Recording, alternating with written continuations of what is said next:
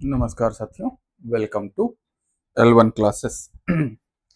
आज की इस क्लास में हम लोग यूजीसी नेट जो प्रीवियस ईयर की सॉल्विंग जो हम लोग कर रहे हैं, जो हम लोग प्रीवियस ईयर के क्वेश्चनर जो सॉल्व कर रहे हैं ईयर वाइज, उसमें हम लोग 2025 दिसंबर 2025 का हम लोग सॉल्व कर चुके हैं।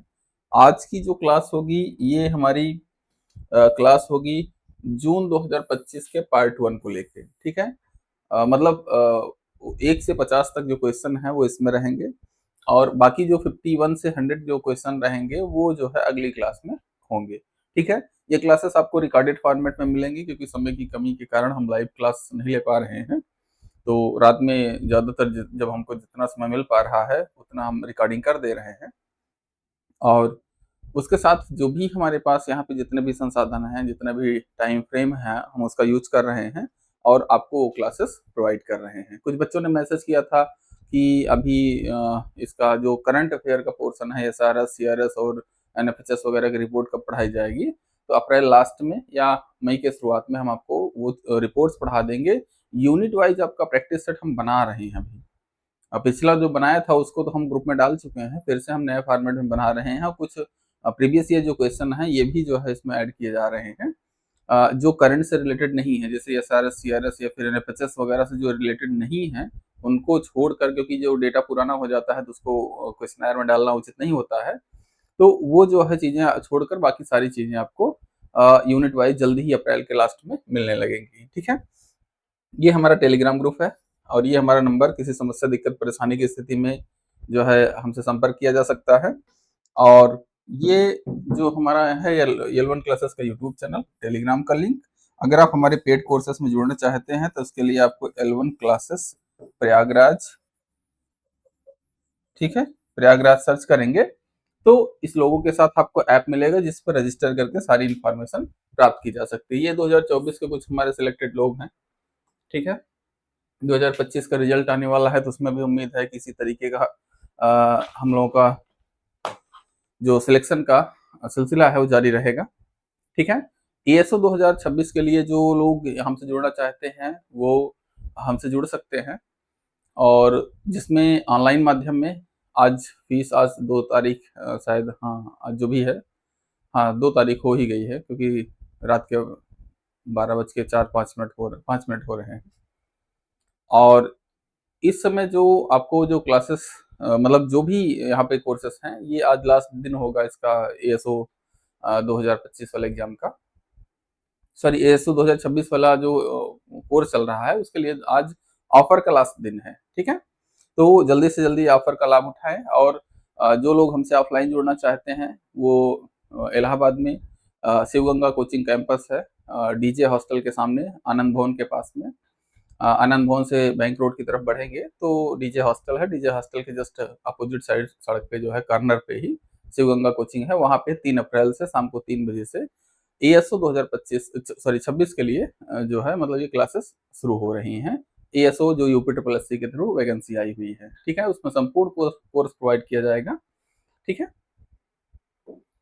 अब यहाँ पे ये देख लेते हैं हमारे यूजीसी के कुछ सिलेक्टेड लोग हैं और फिर यहाँ पे देख सकते हैं एएसओ बैच के लिए कुछ इस तरीके का आपका यहाँ पे ऑनलाइन अगर हमसे जुड़ना चाहते हैं तो L1 क्लासेस का ऐप डाउनलोड कीजिए। इस थंबनेल में स्टैटिस्टिक्स, कंप्यूटर और सामान्य अध्ययन पूछा जाने वाला है, 100 क्वेश्चन रहने वाला है, जिसमें स्टैटिस्टिक्स 65 क्वेश्चन रहेगा, कंप्यूटर 15 क्वेश्चन है, 20 क्वेश्चन जीएस के हैं। तो ये पोर्शन स्टैटिस्टिक्स आपका डिसाइडिंग होगा और इससे इसको अच्छे से पढ़ने के लिए हमारे साथ जुड़ सकते हैं क्योंकि पिछले 2 साल से हम लोग जब भी ऑनलाइन चला रहे हैं उसमें एक क्लास में हमने प्रूफ दिया है कि लगभग 2024 में 67 प्लस क्वेश्चन जो है इसमें आए हुए हैं, हूबहू जो क्लास से थे, ठीक है। तो 67 प्लस क्वेश्चन थे, कुछ उसमें हमने एक दो टॉपिक जो है गलती से छूट गया था प्रोबेबिलिटी का, तो उस पर भी क्वेश्चन आ गया था। तो 2025 वाले बैच में हमने उसको भी कवर किया हुआ है और 2025 में देखेंगे तो ये 75 प्लस क्वेश्चन जो है आपको जो यहाँ से स्टैटिस्टिक्स पढ़ाया गया है वो मिला हुआ है, ठीक है। तो जुड़ने के लिए, हम लोगों का जुड़ने के लिए जो संपर्क सूत्र है वो L1 क्लासेस का ऐप डाउनलोड करेंगे, यूपी प्लस सेक्शन में जाएंगे तो ये जो है इस तरीके से आपको थंबनेल के साथ मिलेगा। और यूजीसी वाले बच्चों के लिए ध्यान दीजिएगा कि यहाँ पे जो हमारा जो एक ये पोर्शन है यूजीसी नेट का जो हम सीरीज चला रहे हैं, ये जैसे जैसे पेपर खत्म हो जाएगा, जैसे दिसंबर 2025 का जो पेपर हमने पढ़ा दिया, वो पेपर एक बार आप यहाँ पे यूट्यूब पे देखिए और उसको अटेम्प्ट करने के लिए अब L1 क्लासेस का ऐप जो है उसको डाउनलोड कीजिए। इसमें मॉक टेस्ट वाले सेक्शन में ध्यान रखिएगा, मॉक टेस्ट वाले सेक्शन में आप जाएंगे तो इस पे जो है आपको ये वाला, वहाँ पे शायद कुछ फीस, मिनिमम फीस रखी गई है जो ऐप में, मतलब ऐप का पर्सनल रहने के लिए, मतलब जो गूगल को हम पेमेंट करते हैं, कुछ उस हिसाब से कुछ उन्होंने पेमेंट रखी हुई है, क्योंकि ये इतना क्वेश्चनर, जब इतना लंबा क्वेश्चनर अपलोड होता है तो उसका कुछ पेमेंट करना होता है हम लोगों को, गूगल को। तो उसके लिए जो है यहाँ पे हम लोग, उसके लिए हम लोग यहाँ पे जो ये कोर्स है, ये कोर्स क्या, ये प्रीवियस ईयर जो क्वेश्चन है उस पर अपलोड कर दिया गया है। आप लोग मॉक टेस्ट के रूप में उसको भी जाके वहां पे अटेम्प्ट कर सकते हैं। ठीक है, चलिए, तो अब हम लोग आते हैं यहाँ पे पहला क्वेश्चन, जो जून 2025 का जो हमारा पहला क्वेश्चन है, हम लोग उस पे आते हैं। तो यहाँ पर देखिए पहला क्वेश्चन क्या है कि द एस्टिमेटेड, ठीक है, the estimated Whipple index value 120 indicates that age data is. तो यहाँ पे विपल जो इंडेक्स है, इसका एज डेटा जो हमारे पास है, ये अगर 120 है तो इसका मतलब क्या होता है, तो इसका मतलब यहाँ पे अगर 120 की अगर बात करें तो यहाँ पे 120 पे देख सकते हैं इसका डेटा हमारा मॉडरेट होता है। ठीक है, मॉडरेट होता है। और इसमें यहाँ पे इसका आंसर देख सकते हैं कि Whipple index is used to measure preference for age ending in 0 to 5।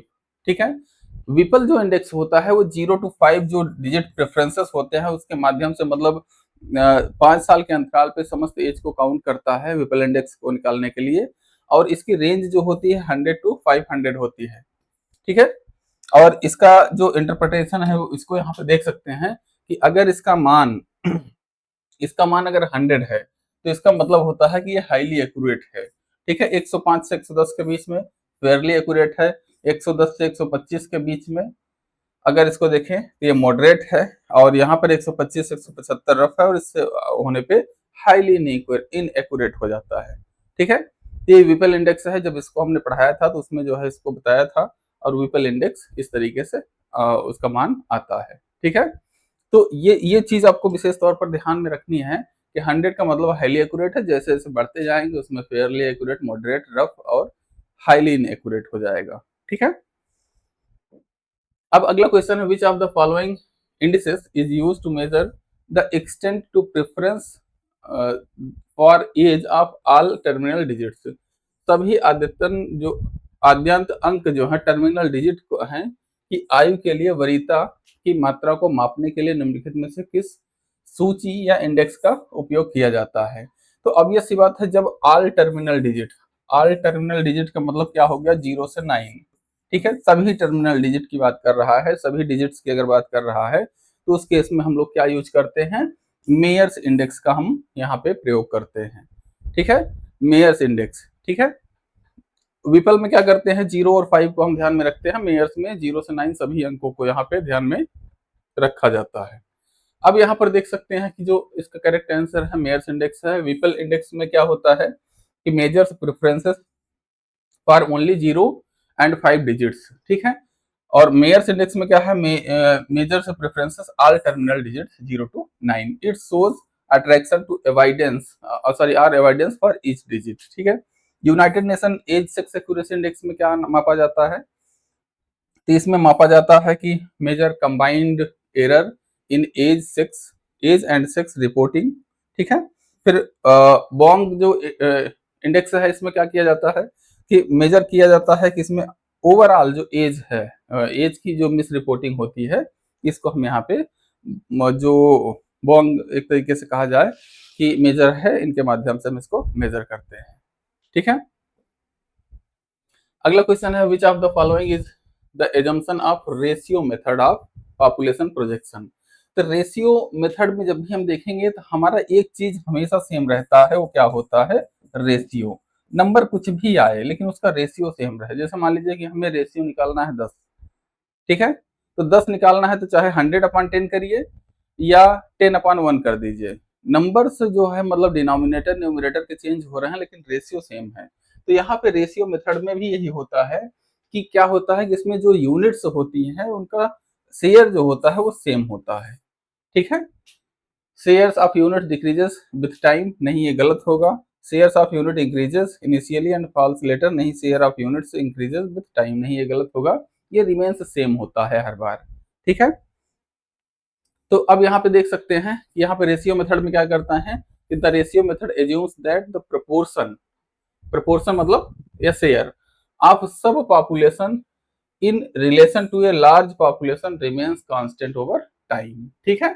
तो अनुपात विधि यह मानकर चलती है कि किसी उप जनसंख्या का कुल जनसंख्या में जो अनुपात है वह समय के साथ स्थिर या कांस्टेंट रहता है। फॉर एग्जांपल इसमें क्या है, if district has 10% of the state population today, ठीक है, 10% अगर इसकी स्टेट पॉपुलेशन है तो अच्छा ठीक है, पूरा शायद एग्जाम्पल नहीं लिखा है। अगर यहाँ पे कोई डिस्ट्रिक्ट है जिसमें पूरे स्टेट में मान लीजिए कोई डिस्ट्रिक्ट है, जैसे हमारा यूपी है तो यूपी में 75 जिले हैं, और इन 75 जिलों में अगर कहा जाए तो मान लीजिए हमारा प्रतापगढ़ कह दे कि 10% इसकी पॉपुलेशन है, लगभग 22 करोड़ के आसपास की जनसंख्या मानी जाए, तो 10% अगर मान लीजिए कह दिया जाए कि हमारा प्रयागराज है या प्रतापगढ़ है, तो इस तरीके से इसका जो शेयर होगा वो फिक्स मतलब रहेगा, ठीक है। तो यही चीज यहाँ पे रेशियो मेथड में दर्शाई जाती है। चलिए अगला क्वेश्चन है हमारे पास, अगला क्वेश्चन है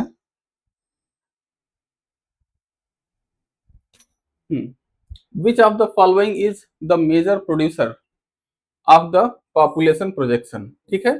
तो यहाँ पे निम्नलिखित में से कौन सा जनसंख्या प्रेक्षण का मुख्य प्रस्तुत करता या उत्पाद है, ठीक है। तो यहाँ पे which of the following is major producer of the population projection, तो पॉपुलेशन प्रोजेक्शन को जब यहाँ पे हम देखेंगे तो जो पॉपुलेशन प्रोजेक्शन है वो नॉर्मली जो है यहाँ पे देखेंगे तो ऑप्शन जो दिए गए हैं वर्ल्ड बैंक है और यूएस सेंसस ब्यूरो है, यूनाइटेड नेशन है, international institute for applied system and analysis IIASA। इसमें देखेंगे तो जो हमारे पास सबसे ज्यादा इसका जो प्रोजेक्शन करता है वो हमारा यूनाइटेड नेशन करता है, यूनाइटेड नेशन का एक सेंसस डिपार्टमेंट ही है, ठीक है। तो उसमें उसके माध्यम से यहाँ पर ये पूरी पूरी विश्व की जनसंख्या का अनुमान लगाया जाता रहता है, ठीक है, समय समय पर, और इसकी रिपोर्ट हम पढ़ाते भी हैं, ठीक है। तो यहाँ पर यूनाइटेड नेशन की रिपोर्ट क्या आती है, United nation population division is the most authoritative and widely accepted source of global population projection. संयुक्त राष्ट्र का जनसंख्या प्रभाग विश्व स्तर पर जनसंख्या प्रेक्षणों का सबसे प्रमुख और आधिकारिक स्रोत है। तो इसमें क्या होता है, वर्ल्ड पॉपुलेशन प्रोस्पेक्ट, ये रिपोर्ट हर साल जो मतलब जब भी आती है तो इसको हम पढ़ाते हैं, और वर्ल्ड पॉपुलेशन प्रोस्पेक्ट से एक दो क्वेश्चन आपका आता है। यही ही पूछा गया है United nation, sorry, world population prospect report कौन जारी करता है, तो ये यूनाइटेड नेशन जारी करता है, ठीक है। फिर global fertility mortality migration projection भी ये जारी करता है। तो इसमें क्या है, these are used by government researchers and policy makers world wide, ठीक है। अगला है which among the following basic equation expressed the changes expressed the change in population over time in a simple form, ठीक है। निम्नलिखित में से कौन सा मूल समीकरण सरल रूप से समय के साथ जनसंख्या में परिवर्तन को अभिव्यक्त करता है, ठीक है। तो इसमें इस केस में क्या हो जाता है, तो यहाँ पे quadratic equation, balancing equation, integrated equation या फंक्शनल इक्वेशन। तो यहाँ पर ध्यान में रखिएगा जब भी हम यहाँ पे इक्वेशन की बात करते हैं तो उस केस में हमारे पास जो इक्वेशन होता है वो बैलेंसिंग इक्वेशन कहते हैं, जिसमें हम यहाँ पे इसको लिखते हैं क्या कि P T is equal to P0 plus immigration minus immigration और फिर प्लस एक तरीके से बर्थ माइनस डेथ, ठीक है। एक इक्वेशन ये होता है जिसमें हम total population at time T निकालते हैं, ठीक है। एक दूसरा इक्वेशन होता है इसी तरीके से, दूसरा इक्वेशन होता है ये इस तरीके से कुछ, अच्छा सॉरी सेम लिखा गया है पॉपुलेशन बैलेंसिंग इक्वेशन। अच्छा अभी आगे एक क्वेश्चन में आएगा, आगे किसी क्वेश्चन में आएगा जिसमें हम इसको बताएंगे कि ये पॉपुलेशन बैलेंसिंग इक्वेशन एक तरीके से और लिखा जा सकता है जहां पे इसके स्थान पे P2 माइनस P1 कर दिया जाता है, ज्यादा कुछ नहीं होता है, यहाँ पे P2 माइनस P1 कर दिया जाता है कि जो दो समय अंतराल है, अगर P0 इनिशियल पॉपुलेशन नहीं दी गई है तो दो टाइम पीरियड के बीच में जो पॉपुलेशन है उसको माइनस करके हम P0 निकाल सकते हैं। ठीक है, तो यही बैलेंसिंग इक्वेशन है। बैलेंसिंग इक्वेशन में क्या है, Pt क्या है, पॉपुलेशन एट टाइम t है, P0 क्या है, इनिशियल पॉपुलेशन है, B है बर्थ, D है डेथ, और I है इमिग्रेशन और E है इमिग्रेशन। ठीक है, तो population change is equal to क्या हो जाएगा, initial population plus natural increase plus net migration. ठीक है, तो which of the following is not a measure to study the age structure of the population. इसमें कौन सा मतलब निम्नलिखित में से कौन सा जनसंख्या के वयस्क संगठन के अध्ययन का तरीका नहीं है, तो एज पिरामिड, मीडियन एज और age specific sex ratio, dependency ratio. तो यहाँ पर देखिए क्या है कि not a measure to study the age structure of the population. Age structure of the population देखेंगे तो एज स्पेसिफिक सेक्स रेशियो जब हम निकालेंगे तो इस केस में हमारे पास जो एज रहेगी, एक तरीके से कहा जाए एज स्पेसिफिक सेक्स रेशियो जो हम निकालते हैं तो उसमें मतलब उस एज ग्रुप की केवल उस एज ग्रुप की जो है सेक्स रेशियो की बात की जाती है। ठीक है, लेकिन इसमें पूछ क्या रहा है, एज स्ट्रक्चर। एज स्ट्रक्चर मतलब पूरी पॉपुलेशन में कितने किस आयु वर्ग के लोग हैं और कितनी उनकी जनसंख्या है। तो उसमें देखेंगे तो ये नहीं होगा, मतलब ये नहीं होगा, बाकी सभी होंगे। तो आपका आंसर नॉट जो है पूछा है, not a measure of measure to study the age structure, तो एज स्पेसिफिक सेक्स रेशियो होगा। ठीक है, मीडियन एज में क्या करते हैं, मीडियन एज में हम लोग जो भी पॉपुलेशन होती है उसकी मिडिल वैल्यू निकालते हैं और वो जिस रेंज में बिलोंग कर रही है उसको बताते हैं। जैसे पॉपुलेशन को नॉर्मली क्या किया जाता है कि 0 से 14 साल, सॉरी 6 से 14 साल, और 0 से 5 साल, और 15 से 59 ईयर्स, और 60 प्लस, ऐसे लिखा जाता है। ठीक है, ये चार पॉपुलेशन जो मतलब जो चार पार्ट होते हैं, मेन तरीके यही होते हैं जिसमें हम पॉपुलेशन को अपनी डिवाइड करते हैं। ठीक है, और इस डिवीजन में हम क्या करते हैं कि इसका मीडियन मोड जो भी हम निकालते हैं, तो भारत की जो पॉपुलेशन है, भारत को कहा जाता है डेमोग्राफिक डिविडेंड की स्थिति में है, तो भारत की जो मीडियन एज है वो इस ग्रुप में 15 से 59 साल, मतलब वर्किंग एज पॉपुलेशन भारत की 60% आबादी बिलोंग करती है, इसलिए भारत को पॉपुलेशन जो है डिविडेंड की स्थिति मानी जाती है, जनसंख्या लाभांश की स्थिति माना जाता है कि भारत की जो वर्किंग एज पॉपुलेशन है वो सबसे ज्यादा है प्रेजेंट टाइम में विश्व में। ठीक है, भले ही बेरोजगार टहल रहे हैं वो अलग बात है। चलिए, तो एज स्पेसिफिक सेक्स रेशियो इसका आंसर हो गया। फिर इसके बाद यहाँ पे एज स्ट्रक्चर कैसे इंक्लूड किया जाता है, तो एज अगर पिरामिड हम देखें तो इसमें graphical representation of age and sex distribution. तो यहाँ पे हम क्या करते हैं, कुछ इस तरीके से हम इसका ग्राफ बना देते हैं जिसमें हम एज और इस तरीके से अलग अलग एज में अलग अलग चीजें दिखाते हैं, और अगर सेक्स दिखाना होता है तो ऐसे बीच से लाइन, इधर मेल इधर फीमेल दिखा देते हैं। ठीक है, और फिर इसके बाद मीडियन एज क्या होता है, age that divides population into equal halves, मतलब क्या हो गया कि ये इक्वल पार्ट की बात कर रहा है। वह आयु जो जनसंख्या के दो बराबर भागों में जो जनसंख्या के दो बराबर भागों में बांटती है उसको हम मीडियन एज कह देते हैं।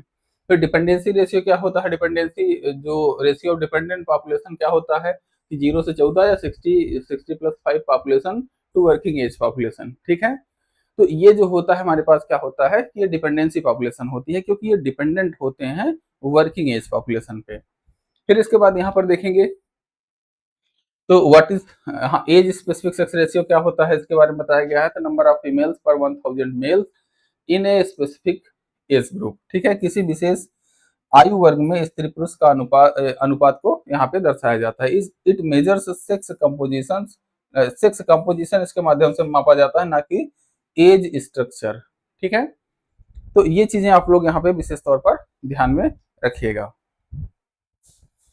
अगला क्वेश्चन है कि a growing number of countries are experiencing a decrease in population size, this is due to, मतलब यहाँ पे growing number of countries is experiencing a decrease in, decrease किस में, पॉपुलेशन साइज में। पॉपुलेशन साइज में ढेर सारी कंट्रीज हैं, बहुत सारी कंट्रीज हैं, जैसे यूरोपियन कंट्रीज में देखेंगे तो ज्यादातर चाहे इंग्लैंड, फ्रांस और इस तरीके के स्विट्जरलैंड, इन सबको देखेंगे तो बहुत सारे देशों की जनसंख्या कम होती जा रही है। रसिया वगैरह तो उसमें बहुत आगे हैं, जापान वगैरह। ठीक है, तो उसका कारण पूछ रहा है, तो उसका कारण अगर देखा जाए तो यहाँ पे sustainable low level of fertility, हाँ ये भी कह सकते हैं, इसमें कहते रहा लो लेवल ऑफ मोर्टेलिटी, ये भी सही है। Both low and low level of fertility and mortality, ये भी सही है। Sustainable low level of fertility in some places, high rate of immigration. हाँ, तो ये सबसे बेस्ट आंसर होगा कि sustained low level of fertility, मतलब जनसंख्या की जो जनन क्षमता है, मतलब जो फर्टिलिटी है वो कम है। And in some places high rate of immigration, मतलब कुछ जगहों से बाहर जो लोग जाके बसते चले जा रहे हैं। ठीक है, जैसे जापान से, साउथ कोरिया से देखेंगे तो बहुत सारे लोग जो है चाइना के दबाव में, चाइना के दबाव में आके, या चाइना, या फिर जो अपना एक तरीके से कहा जाए कि वर्ल्ड का जो मतलब सबसे खतरनाक इंसान जिसको मैं मानता हूँ, किम जोंग उन, उत्तर कोरिया का जो तानाशाह है, उसके डर के मारे बहुत सारे लोग जो है, जो पैसा कमा लेते हैं, जो अरबपति खरबपति लोग हैं, वो यूरोप के किसी देश में या अमेरिका में जाके सेटल हो रहे हैं। तो वहाँ पे इमिग्रेशन भी काफी ज्यादा है, इसलिए भी जनसंख्या वहाँ पे कम हो रही है। ठीक है, तो यहाँ पे चौथा ऑप्शन सही है आपका। और फिर इसके बाद यहाँ पे इसका देख सकते हैं कि today many developed and some middle income countries are facing population decline. ठीक है, भारत से बहुत सारे लोग जाके बाहर बसते हैं, लेकिन इनकी जनसंख्या उतनी नहीं है जितना जो है भारत की बर्थ रेट है। ठीक है, तो यहाँ पे इसका मेन रीजन दिया गया है। मेन रीजन क्या है कि sustained low fertility, when total fertility rate remains below replacement level 2.1 for a long time। ठीक है, तो सस्टेन फर्टिलिटी मतलब टीएफआर जो है 2.1 एक लंबे समय तक इतना इससे नीचे बना है। फिर इसके बाद हाई इमिग्रेशन। हाई इमिग्रेशन में क्या है, in many working age people migrate abroad. जैसे भारत में देखेंगे तो केरल में बहुत सारे लोग जो है यूएई, कतर, इस तरीके से बहुत सारे देशों में जाते हैं, जहाँ पे वो मेडिकल जो फैसिलिटीज है वो प्रोवाइड करते हैं। तो तमिलनाडु, केरल, कर्नाटक से बहुत सारे लोग जो है गल्फ कंट्रीज में जाते हैं मेडिकल फैसिलिटीज प्रोवाइड करने के लिए। तो वहां पर भी देखेंगे तो इमिग्रेशन काफी ज्यादा है। ठीक है, अगला है कि the net reproduction rate is equal to 1 implies exact replacement level. NRR का मतलब अगर 1 है तो इसका मतलब है कि रिप्लेसमेंट लेवल जो है एग्जैक्ट है, मतलब जितने लोग इनकमिंग है उतने ही आउटगोइंग है, मतलब जनसंख्या जो है क्या है, स्टेबल बनी हुई है। ठीक है, तो उसमें पूछ रहा है कि then what NRR less than 1 implies. तो इस केस में क्या हो जाएगा कि not replacing itself and positive growth rate in short run. नहीं, पॉजिटिव ग्रोथ रेट तो नहीं होगा। क्यों? क्योंकि एनआरआर नेट रिप्रोडक्शन रेट जो है वो लेस देन 1 है। अगर ये ग्रेटर देन 1 होता तो ये पॉजिटिव ग्रोथ रेट होती इसमें। ठीक है, यहाँ पे कह रहा है not replacing itself and negative growth rate in short term. Short term में नहीं, शॉर्ट टर्म में भी यहाँ पे नेगेटिव ग्रोथ रेट जो है नहीं होगी। Not replacing itself A positive growth rate is long term. तो पॉजिटिव ग्रोथ रेट होगी नहीं लॉन्ग टर्म में। Not replacing itself and negative growth rate in long term. तो ये एनआरआर का मतलब 1 से कम हो गया, इसका मतलब है कि लंबे समय में जनसंख्या घटेगी। ऐसा नहीं कि ऐसा होते ही 4 साल में सबके सब लोग जो है उस देश को छोड़ के भाग जाएंगे। ठीक है, चलिए हाँ, यहाँ पे इसका एक्सप्लेनेशन देख लीजिए फिर। तो यहाँ पे नेट रिप्रोडक्शन क्या रेट क्या होता है कि average number of daughters born to a woman who survive to reproductive age. ठीक है, एनआरआर का मतलब क्या है, 1 हो तो एग्जैक्ट रिप्लेसमेंट लेवल है, ग्रेटर देन 1 होने पे पॉपुलेशन विल ग्रो, और लेस देन 1 होने पे क्या हो जाएगा, पॉपुलेशन विल डिक्लाइन। ठीक है, अगला क्वेश्चन है कि how is marriage squeeze defined. तो यहाँ पे मैरिज जो स्क्वीज मतलब विवाह जो दबाव होता है, कैसे परिभाषित किया जाता है इसको। ठीक है, इसको कैसे परिभाषित किया जाता है, तो यहाँ पर देखेंगे तो यहाँ पे जो दबाव है, एक तरीके से कहा जाए कि होता नहीं कि सभी पे, आप लोगों पे भी जो है इस तरीके से दबाव होगा। हमारे घर वाले दबाव डाल डाल के शादी करा दी है हमारी, अलग बात है। तो जो हमारे पास जो तरीके होते हैं कि जो मैरिज या विवाह के दबाव को जो कैसे परिभाषित किया जाता है, तो इसको परिभाषित करने का एक तरीका होता है कि जब आपको मतलब प्रेशराइज किया जा रहा हो समाज के द्वारा, घर परिवार के द्वारा, या और भी जो है बढ़ती उम्र के द्वारा, इस तरीके की बहुत सारी चीजें होती हैं, या दोस्तों के द्वारा चिढ़ाया जा रहा हो कि अभी हमारी तो हो गई, तुम भी जो है कब तक ऐसे पड़े रहोगे। तो इस तरीके से जो है मतलब बहुत सारे दबाव डाले जाते हैं। तो उसी के बारे में ये पूछ रहा है, when the culture requires that male and female marry. नहीं, ये कल्चर नहीं, ये नहीं कह सकते। आज के समय में तो नहीं कह सकते, पुराने समय में कल्चर ये होता था कि मेल और फीमेल जो है मैरी करें। आज तो होमोगैमी मतलब एक तरीके से शादी हो रही है। होमोगैमी का मतलब क्या है कि male male, female female, transgender transgender शादी कर रहे हैं। तो यहाँ पे जरूरी नहीं मेल फीमेल ही शादी करें, ठीक है। वो अलग बात है बच्चे कैसे होंगे कैसे नहीं, लेकिन मतलब वो IVF और अन्य चीजों का सहारा लेते हैं। उसके बाद अगला पॉइंट है इसमें कि when the family see an appropriate relationship and force a couple to marry. तो यहाँ पे in sorry sees an inappropriate relationship, कहीं किसी के घर में, किसी के भी घर में इन अप्रोप्रिएट रिलेशनशिप देख लिया जाए तो कूटा जाएगा। यहाँ पे भारत में अलग व्यवस्थाएं होती हैं कि उसको जो है इन अप्रोप्रिएट रिलेशनशिप देखने पर उसको कूटा अलग जाएगा, उसकी कुटाई होगी। शादी के लिए तो बहुत ही मतलब मुश्किल है कि कहें, अगर वो कास्ट सेम नहीं है तो। भारत में भी कास्ट सिस्टम भी बहुत है। अगला पॉइंट है कि when a society force changes in the acceptable rule of marriage, जब समाज विवाह के मान्य नियमों में बदलाव का दबाव डालता है। तो समाज कभी विवाह के नियमों को बदलाव करने की जरूरत ही नहीं महसूस करता जब तक उसमें ऊपर बैठा हुआ जो प्रशासक है, शासक है, वो जो है इसमें चेंजेस ना करे। जैसे भारत में सती प्रथा थी, किसी भी समाज में हिम्मत नहीं पड़ी जब तक राजा राम मोहन राय वगैरह नहीं हुए, विधवा पुनर्विवाह वगैरह की व्यवस्था नहीं हुई, तब तक किसी भी हिंदू समाज में किसी भी जो है मतलब कास्ट सिस्टम में या किसी भी संगठन ने इसको जो है मतलब बंद करने का प्रयास नहीं किया था, ठीक है। तो वो तो अच्छी बात है, राजा राम मोहन राय वगैरह ने इस पे अच्छा काम किया। फिर उसकी उन्होंने फिर समाज का दंश भी झेला, उन्होंने उनको बहुत सारी जो है प्रताड़नाएं दी गई, उनको बहुत सारे जो है मतलब उसके कॉन्सिक्वेंसेस झेलने पड़े। उसके साथ अंग्रेजी जो गवर्नमेंट थी उन्होंने भी साथ दिया उस समय। तो उस समय जो है ये सारी चीजें खत्म हुई, लेकिन वो शादी पर दबाव डालने के पक्ष में नहीं थे, ठीक है। तो अब 3 जो है ऑप्शन गलत हो गए हैं। देखिए ऑप्शन बचा है, इसी को सही मार देते हैं। When there are either more marriage age more marriage age males और females in a geographic region और एमंग ए पीपुल, जब किसी भौगोलिक क्षेत्र अथवा व्यक्तियों के समूह में विवाह योग्य आयु से अधिक पुरुष अथवा महिलाएं होती हैं।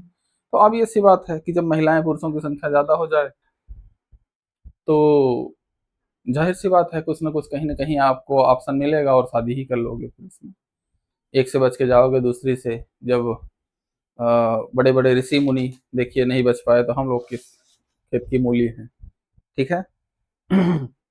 तो इसीलिए जो है मतलब इसमें जब भौगोलिक क्षेत्र में क्या होता है कि विवाह योग्य जब अगर पुरुष या महिलाओं की संख्या अधिक हो जाती है तब भी एक दबाव प्रेशराइज किया जाता है लोगों पे कि अब शादी कर लो भाई, ठीक है।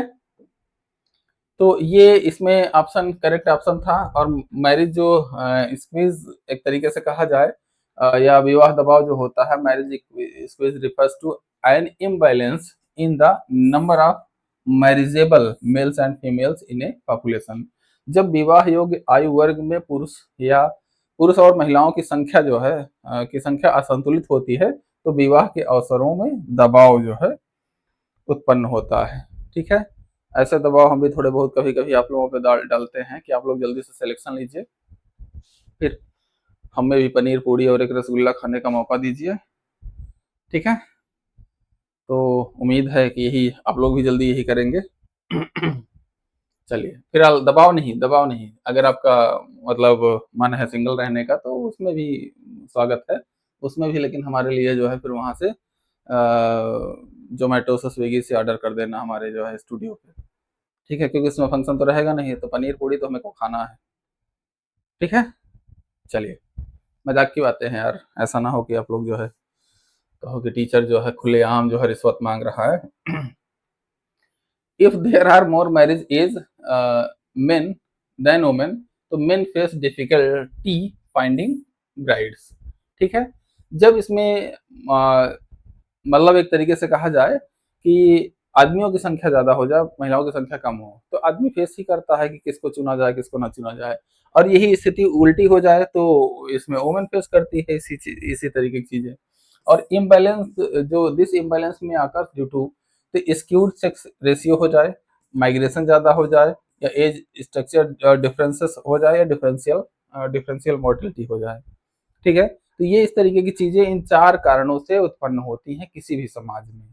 ठीक है, जहाँ पे सेक्स रेशियो स्क्यूड हो जाए, मतलब लड़के के प्रति जो है, जैसे हरियाणा वगैरह का देखेंगे तो वहाँ पे क्या है कि सेक्स रेशियो जो है महिलाओं के एकदम जस्ट उल्टा होता जा रहा है। वहीं केरल वगैरह में देखेंगे तो महिलाओं की जो पॉपुलेशन है पुरुषों से ज्यादा है।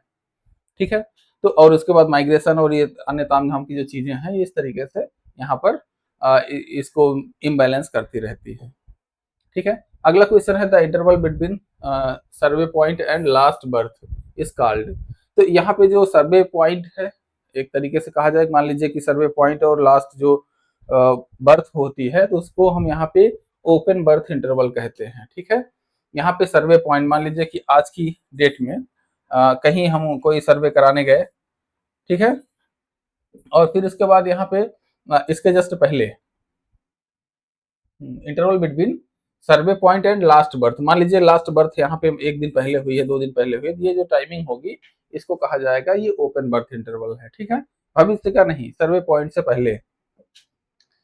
तो इसमें क्या है, ओपन बर्थ इंटरवल क्या होता है, time between date of survey and women's last birth, वह समय जो महिलाओं के अंतिम जन्म, महिला के अंतिम जन्म और सर्वेक्षण की तिथि के बीच का होता है। It is called open because the women may still give birth in future. ठीक है, इसीलिए इसको जो है मतलब यहाँ पे ओपन कहा जाता है। अगला क्वेश्चन है द सेम हो गया क्या, हाँ, the interval between menarche and attainment of full biological maturity, रजोदर्शन और पूर्ण जैविक परिपक्वता या वयस्कता प्राप्त करने के बीच के अंतराल को क्या कहा जाता है, तो इसमें इसको जो है यहाँ पे कहा जाता है एडोलसेंट। ठीक है, एडोलसेंट एज कहा जाता है कि जब आप जो है मतलब एक तरीके से कहा जाए कि हाँ, किशोरावस्था की, सॉरी, एडोलसेंट स्टेरिलिटी। ठीक है, ठीक है, एडोलसेंट अवस्था कहा जाता है कि मिनार्क और मतलब attainment of full biological maturity, तो रजोन दर्शन और पूर्ण जैविक परिपक्वता की अवस्था में इसमें क्या कहा जाता है, इसको एडोलसेंट स्टेरिलिटी। ठीक है, इसमें देखिए क्या है कि जो menarche is the first occurrence of menstruation in a girl. रजो दर्शन जो होता है का अर्थ होता है कि लड़की में पहली बार मासिक धर्म का प्रारंभ होता है। फिर after menarche a girl does not immediately attain full biological और reproductive maturity, there is a period during adolescence when ovulation may not occur regularly and fertility is not fully established। तो रजो दर्शन के बाद तुरंत पूर्ण जैविक या प्रजनन क्षमता विकसित नहीं होती, किशोरावस्था में कुछ समय तक नियमित अंडोत्सर्जन नहीं होता है और प्रजनन क्षमता पूरी तरह से स्थापित नहीं होती है। ठीक है, एडोलसेंट स्टेरिलिटी क्या होता है, तो इसमें देखेंगे the period between menarche and full reproductive maturity is known as adolescent. ठीक है, स्टेरिलिटी, और इसमें रजोदर्शन और पूर्ण प्रजनन परिपक्वता के बीच की अवधि को किशोरावस्था बंध्यता एडोलसेंट स्टेरिलिटी कहा जाता है। During this phase fertility is a biologically limited over sorry biologically limited even though menstruation has begin. ठीक है, तो इसके अदर ऑप्शंस इसमें इनकरेक्ट क्यों है, प्राइमरी जो स्टेरिलिटी होती है ये क्या होता है कि when a woman has never conceived despite exposure to pregnancy risk. ठीक है, जब महिला कभी गर्भधारण नहीं कर पाती है तो इसको प्राइमरी स्टेरिलिटी कहा जाता है। इसको ध्यान में रखिएगा, ये इस बार तो एडोलसेंट स्टेरिलिटी पूछा था, हो सकता है प्राइमरी स्टेरिलिटी पूछ ले। ठीक है, देखिए इसमें ये जो सब्जेक्ट है पॉपुलेशन स्टडीज, इसमें जो शब्द हैं ये शब्दों का विशेष खेला है यहाँ पे। ठीक है, शब्दों का विशेष खेला इसलिए है कि यहाँ पे जो शब्द होते हैं इनका बेसिक मतलब क्या होता है यही ज्यादातर क्वेश्चन बनते हैं। ठीक है, तो ये प्राइमरी स्टेरिलिटी हो गया। फिर इसके बाद यहाँ पर देखेंगे सेकेंडरी स्टेरिलिटी क्या होता है, तो when a woman who previously conceived can not conceive again, तो जब एक महिला एक बार कंसीव कर चुकी है और दूसरी बार कंसीव ना कर पाए तो उसको कहा जाता है सेकेंडरी स्टेरिलिटी। और मेनोपॉज का होता है कि permanent cessation of menstruation at the end of reproductive life, प्रजनन जीवन के अंत में मासिक धर्म का स्थायी बंद हो जाना। ठीक है, इसको क्या कहा जाता है? मेनोपॉज कहा जाता है। अगला है which among the following ground for abortion is not permitted in India. तो गर्भपात के निम्नलिखित में से कौन से जो है कौन से या किस कारण, सॉरी, निम्नलिखित में से किस कारण भारत में अनुमति नहीं है? तो अन रिक्वेस्ट जो है यहाँ पे भारत में अनुमति नहीं है। ऐसा नहीं कि आप प्रेगनेंसी हो जाए तो उसके बाद ऑन रिक्वेस्ट जो है इसको मतलब एबॉर्ट नहीं किया जा सकता है भारत में। और इसको एबॉर्ट किस बेसिस पे किया जाता है? तो यहाँ पे एमपीटी एक्ट है एक, ठीक है, medical termination, MTP, sorry PT लिख दिया यार, MTP, medical termination of pregnancy, जिसमें मेडिकल अलग अलग कंडीशन में जब इसको हम वो सॉरी सिलेबस पढ़ा रहे थे तो उसमें जो एक्ट जब हमने पढ़ाया था तो इसमें बताया गया था कि इसमें जो प्रावधान किए गए हैं गवर्नमेंट ऑफ इंडिया द्वारा, उसमें ये कहा गया है कि जब भी आपका जो मतलब प्रेगनेंसी को आपको अवॉइड करना होगा, अबॉर्ट करना होगा, उसमें 2 एमबीबीएस डॉक्टर और इस तरीके से बहुत सारा एक मेडिकल पैनल होगा जो डिसाइड करेगा कि आपको जो है मतलब इसको टर्मिनेट करना है या नहीं, 24 वीक या उससे ऊपर होने पे। और अगर 24 वीक या उससे कम है तो उसमें एक डॉक्टर की सलाह जो है आवश्यक होगी। तो इसमें टू सेव वुमेन्स लाइफ, इसके जो आधार हैं, लाइफ के आधार पर मतलब महिला का जीवन जो है खतरे में है, इसके आधार पर एबॉर्शन कराया जा सकता है। और to preserve women's mental health, तो यहाँ पे महिला के मानसिक जो स्वास्थ्य है, मानसिक स्वास्थ्य को के रक्षण के लिए इसको कराया जा सकता है। और इन केस ऑफ रेप और इंसेस्ट, बलात्कार या कौटि सॉरी कौटिबिंक जो है कि मामले में इसको जो है वोट कराया जा सकता है। ठीक है, तो abortion in India is regulated under medical termination of pregnancy act 1971, later amended in 2002 3 and 2021। ठीक है, तो इसमें अंडर दिस लॉ क्या है कि abortion is permitted only under specific medical और ह्यूमैनिटेरियन कंडीशन। इसमें टर्मिनेशन का एबॉर्शन भारत में कब परमिटेड है? टू सेव महिला की लाइफ, मतलब कंटिन्यू प्रेगनेंसी को कंटिन्यू करना महिला के स्वास्थ्य के लिए अच्छा नहीं है तो उस केस में इसको टर्मिनेट किया जा सकता है। फिर इसके बाद to preserve physical and mental health of a women, तो महिला के मानसिक और शारीरिक जो स्वास्थ्य है उसको भी ध्यान में रखते हुए इसकी परमिशन दी जाती है। प्रेगनेंसी कास्ड बाय रेप और इंसेस्ट, फिर risk of serious foetal abnormalities.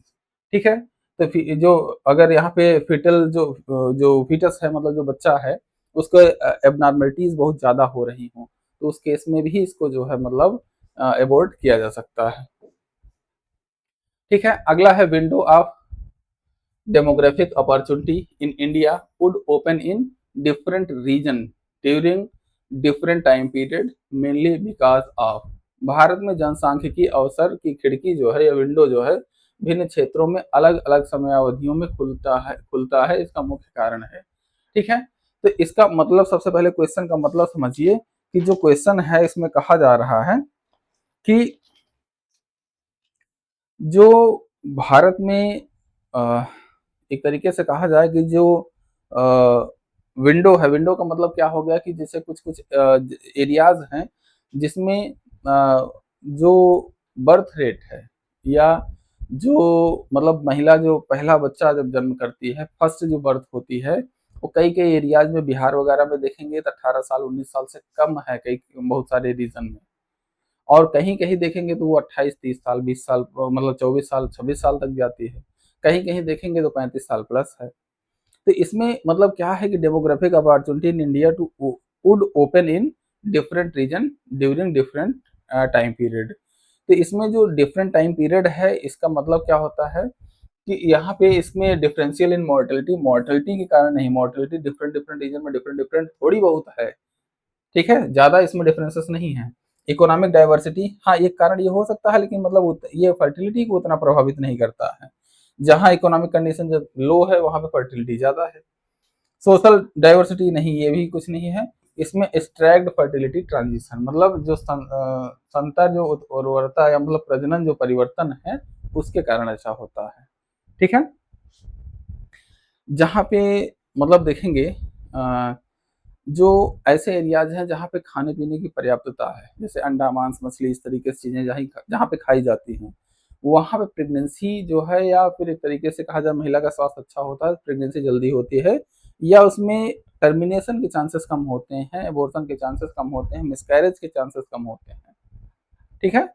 और जहाँ पे ये चीज़ें कम हैं, जैसे मान लीजिए कि बिहार में, यूपी में और कुछ एरियाज़ में, एमपी में, राजस्थान में, तो यहाँ पर देखेंगे तो सोशल दबाव भी होता है कई-कई बार कि आदमी ने जो है मतलब हालाँकि लिंग उसका चेकअप करा लिया जो कि मतलब इनवैलिड है भारत में, लेकिन उसमें कई-कई बार लिंग जो है चेक करा लेते हैं लोग। तो उसमें क्या होता है कि मतलब लिंग जो है लड़की का निकला तो उसमें एबॉर्ट करा देते हैं, कुछ इस टाइप के बहुत सारे केसेस होते हैं। तो इसके लिए जो है मतलब ये क्वेश्चन पूछा गया था आपसे। अगला सॉरी यहाँ पे इसका एक्सप्लेनेशन देख सकते हैं, डेमोग्राफिक अपॉर्चुनिटी विंडो का मतलब क्या होता है। तो the demographic opportunity sorry window of opportunity refers to the period when the proportion of working age population becomes larger than the dependent population. तो जनसांख्यिकी अवसर की खिड़की वह अवधि है जहाँ कार्यशील आयु की जनसंख्या आश्रित जनसंख्या से अधिक हो जाती है, जिससे आर्थिक विकास की संभावना बढ़ती है। ठीक है। और in India fertility decline has not occurred at the same time in all states. ठीक है, भारत के सभी राज्यों में प्रजनन दर में गिरावट एक ही समय पर नहीं हुई है। केरल तमिलनाडु में देखेंगे फर्टिलिटी डिक्लाइन अर्लियर है, उत्तर प्रदेश वगैरह बिहार वगैरह में देखेंगे फर्टिलिटी डिक्लाइन हो रही है लेकिन पॉपुलेशन बढ़ रही है। और दिस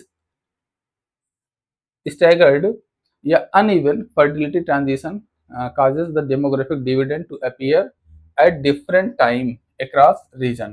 ठीक है। अदर ऑप्शन में इसमें देखेंगे तो डिफरेंशियल इन मोर्टेलिटी, मृत्यु दर में अंतर, mortality declines after sorry mortality declines affects population growth but is not the main reason for regional timing of demographic window. ठीक है। इकोनॉमिक डाइवर्सिटी में economic differences influence development but do not directly determine demographic transition timing. ठीक है। Social diversity में क्या है कि social variation exist they but the key demographic driver is fertility decline. अगला है कि population momentum. What is population momentum? Population momentum क्या होता है? तो पॉपुलेशन मोमेंटम वह चीज होती है जहां पे पॉपुलेशन में एक तरीके से कहा जाए कि फर्टिलिटी तो डिक्लाइन कर रही है लेकिन पॉपुलेशन बढ़ रही है। जैसे भारत की जनसंख्या है कि भारत की फर्टिलिटी देखेंगे तो साल दर साल घटती जा रही है। टीएफआर देखेंगे तो कई स्टेट्स में 2.1 से नीचे आ गया है कई कई बार। ठीक है। लेकिन पॉपुलेशन बढ़ती जा रही है, पॉपुलेशन बढ़ती जा रही है तो इसी को पॉपुलेशन मोमेंटम कहा जाता है। तो tendency of a population to continue to decline after replacement level of fertility has been achieved. ठीक है। Tendency of a population to continue to grow after replacement level of fertility has been achieved. Tendency of population to move up and down after reaching the replacement level of fertility. तो move up and down का मतलब नहीं होता है। एक second, fourth option इसमें क्या है इसको पढ़ देते हैं। चलिए, वैसे it is same as population stabilisation, तो ठीक है, इसमें कोई बात नहीं है। तो इसमें इसमें देखिए क्या है कि इसमें पॉपुलेशन जो है decline continue to decline after replacement level of fertility नहीं, इसमें डिक्लाइन नहीं होता है। इसमें क्या है, पॉपुलेशन ग्रो करती है आफ्टर जो है achieving TFR. Replacement level of fertility achieve करने के बाद भी जो है अगर पॉपुलेशन बढ़ रही है तो उसको हम कहते हैं पॉपुलेशन मोमेंटम। ठीक है। अगला सॉरी यहाँ पे पॉपुलेशन मोमेंटम का देख सकते हैं क्या है। Population momentum refers to the tendency of a population to keep growing even after fertility has declined to the replacement level. This happens because population large proportion of the population is young and entering reproductive age.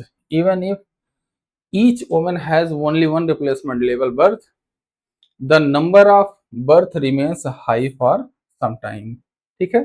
जनसंख्या संवेग क्या होता है? जनसंख्या संवेग का अर्थ है कि जब प्रजनन दर प्रतिस्थापन स्तर तक पहुंच जाती है तब कुछ समय तक जनसंख्या बढ़ती रहती है।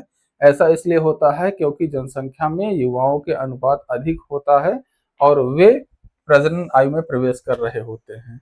ठीक है, एग्जाम्पल में क्या है कि कंट्रीज लाइक इंडिया में still experiencing population growth even after reaching replacement level of fertility because of young age structure. ठीक है, ऑप्शन अदर गलत क्यों है कि डिक्लाइनिंग आफ्टर रिप्लेसमेंट लेवल, ये जो है मतलब अपोजिट ऑफ मोमेंटम होता है। अप एंड डाउन इसको फ्लक्चुएशन कहा जाता है। ठीक है, सेम एज स्टेबलाइजेशन, मतलब ये तो इनकरेक्ट ही है। ठीक है, चलिए अगला क्वेश्चन है कि इन intermediate variable framework developed by Davis and Black, which among the following is not intercourse variable? intercourse variable इसमें कौन सा नहीं है? ठीक है, not intercourse variable। तो age of entry into sexual union, तो ये तो होता है। ठीक है, ये होता है। परमानेंट सेलिबेसी, परमानेंट सेलिबेसी में क्या है? Proportion of women never entering sexual union, तो यहाँ पे स्थायी जो ग्रहचार्य है ऐसी महिलाओं का अनुपात जो कभी यौन समागम नहीं करते हैं। ठीक है, फिर इसमें क्या है अगला कि when union are broken by divorce, separation और डिजर्शन। ठीक है, जब संबंध विवाह विच्छेद या अलगाव या परित्याग के कारण टूट जाते हैं। फोइटल मोर्टेलिटी फ्रॉम इनवॉलंटरी काज, तो यहाँ पर देखिए जो हमारे पास अनैच्छिक कारणों से भ्रूण मृत्यु दर, तो यहाँ पर अगर देखा जाए एक तरीके से, तो जो हमारे पास यहाँ पे देखेंगे जो उन्होंने डेविस एंड ब्लैक ने जो इंटरकोर्स वेरिएबल के बारे में बताया था, तो उसमें ये सारी चीजें, ये परमानेंट सेलिबेसी, सेक्सुअल यूनियन में एंटर करना और union of broken by divorce separation, इस तरीके से यूनियन ऑफ मतलब डिवोर्स सेपरेशन, इस तरीके से अगर डिजर्शन अगर होता है तो वहां पर देखेंगे तो कुछ इस तरीके की चीजें आती हैं जहां पर मतलब एक तरीके से महिला और पुरुष एक साथ नहीं रह रहे हैं, तो उस केस में भी यहाँ पे इंटरकोर्स वेरिएबल जो है प्रभावित होता है। ठीक है, फिर इसके बाद यहाँ पे ये चौथा ऑप्शन जो है यहीं पे ये गलत होगा कि फोइटल मोर्टेलिटी यहाँ पे एक जो है foetal mortality from involuntary cause. ठीक है, तो ये जो है इंटरकोर्स वेरिएबल इनका नहीं है। ठीक है, अगला Davis and Blake framework in 1956, demographer मतलब Kingsley Davis and Blake proposed the intermediate variable framework to explain the factor that directly affect fertility. So these variables are grouped into three categories. तीन categories में होते थे, intercourse variable, conception variable, gestation variable और उसके ठीक है, और फिर इसके बाद इंटरकोर्स वेरिएबल को यहाँ पे जो है मतलब ये तीन वेरिएबल होते थे इनके। ठीक है, ये तीन इनके जो है वेरिएबल हैं। ठीक है, और ये तीन वेरिएबल फिर एक एक वेरिएबल को उन्होंने एक्सप्लेन किया हुआ है। तो इंटरकोर्स वेरिएबल में क्या होता है कि these affect exposure of sexual intercourse. ठीक है, हाँ, फिर इसके बाद यहाँ पे इसके एग्जांपल में इसमें इंक्लूड क्या किया जाएगा? सेक्सुअल यूनियन में एंट्री, परमानेंट सेलिबेसी। ठीक है, यूनियन डिस्ट्रप्शन, डाइवोर्स, सेपरेशन, इस तरीके से जो चीजें हैं ये सभी इसमें इंक्लूड होंगे। इसमें फोइटल जो मोर्टेलिटी होती है वो इन्वॉल्व नहीं होती है, क्योंकि ये रिफर करता है loss of pregnancy, loss of pregnancy due to miscarriage और अदर बायोलॉजिकल कॉजेज। ठीक है, और फिर इसके बाद देखेंगे तो यहाँ पे जो this belongs to gestation variable not intercourse variable, तो ये जो है गेस्टेशन वेरिएबल गर्भावस्था संबंधी जो वेरिएबल होता है उसमें बिलोंग करता है, ना कि जो है मतलब यहाँ पे इंटरकोर्स वेरिएबल में। ठीक है, which of the following is not A spacing method of family planning. ठीक है, फैमिली प्लानिंग का जो है यहाँ पे स्पेसिंग मेथड कौन सा नहीं है? स्पेसिंग का मतलब क्या है कि यहाँ पे जैसे मान लीजिए कि एक बच्चा हो गया है, दूसरे बच्चे के बीच में स्पेसिंग हमें क्रिएट करना है 1 साल 2 साल की, तो इसमें हार्मोनल मेथड होता है क्योंकि इसमें इंजेक्शन वगैरह लगाए जाते हैं। बैरियर मेथड भी होते हैं, बैरियर मेथड में कंडोम और इस तरीके से अन्य चीजें यहाँ पे यूज होती हैं। फिर इसके बाद आईयूडी, आईयूडी भी देखेंगे तो यहाँ पे इसका भी यूज किया जाता है यहाँ पे स्पेसिंग मेथड में। लेकिन वेसेक्टोमी जो है मतलब एक तरीके से नसबंदी जो है ये एक तरीके से स्पेसिंग नहीं क्रिएट करता, ये परमानेंट बंद कर देता है चीजों को। ठीक है, मतलब जैसे पुरुष नसबंदी हो या महिला नसबंदी हो, उसके बाद बच्चे के होने की संभावना नहीं रहती हो, जीरो हो जाती है। ठीक है, तो यही इसका आंसर रहेगा vasectomy. Family planning methods are broadly classified into two types. पहला क्या है कि इसमें स्पेसिंग मेथड है और फिर इसके बाद यहाँ पे टर्मिनल या परमानेंट मेथड है। ठीक है, स्पेसिंग मेथड में क्या होता है, स्पेसिंग मेथड में क्या होता है कि टेम्पररी मेथड होते हैं यूज टू डिले या स्पेस बर्थ बिटवीन चिल्ड्रन, मतलब अंतराल विधियां अस्थायी विधियां होती हैं जिनका उद्देश्य दो बच्चों के जन्म के बीच अंतर रखना होता है। हार्मोनल मेथड कौन से होते हैं, ओरल पिल्स या इंजेक्टेबल होते हैं, जैसे इंजेक्शन वगैरह आते हैं इसके, और ये मतलब महिला के स्वास्थ्य या पुरुष के दोनों के स्वास्थ्य पे बहुत ही जो है खतरनाक प्रभाव डालते हैं। ठीक है, बैरियर मेथड में क्या होता है कि यहाँ पे डायफ्राम होता है या कंडोम होता है। फिर इसके बाद आईओडी में क्या होता है, कॉपर्टी या इस तरीके की चीजें होती हैं। These methods allowed fertility to reduce to return after discontinuation. ठीक है, वेसेक्टोमी में क्या होता है, vasectomy is the permanent method of family planning, permanent method of family planning used for male sterilization. After vasectomy, reproduction is permanently prevented. ठीक है, spacing method ये नहीं है।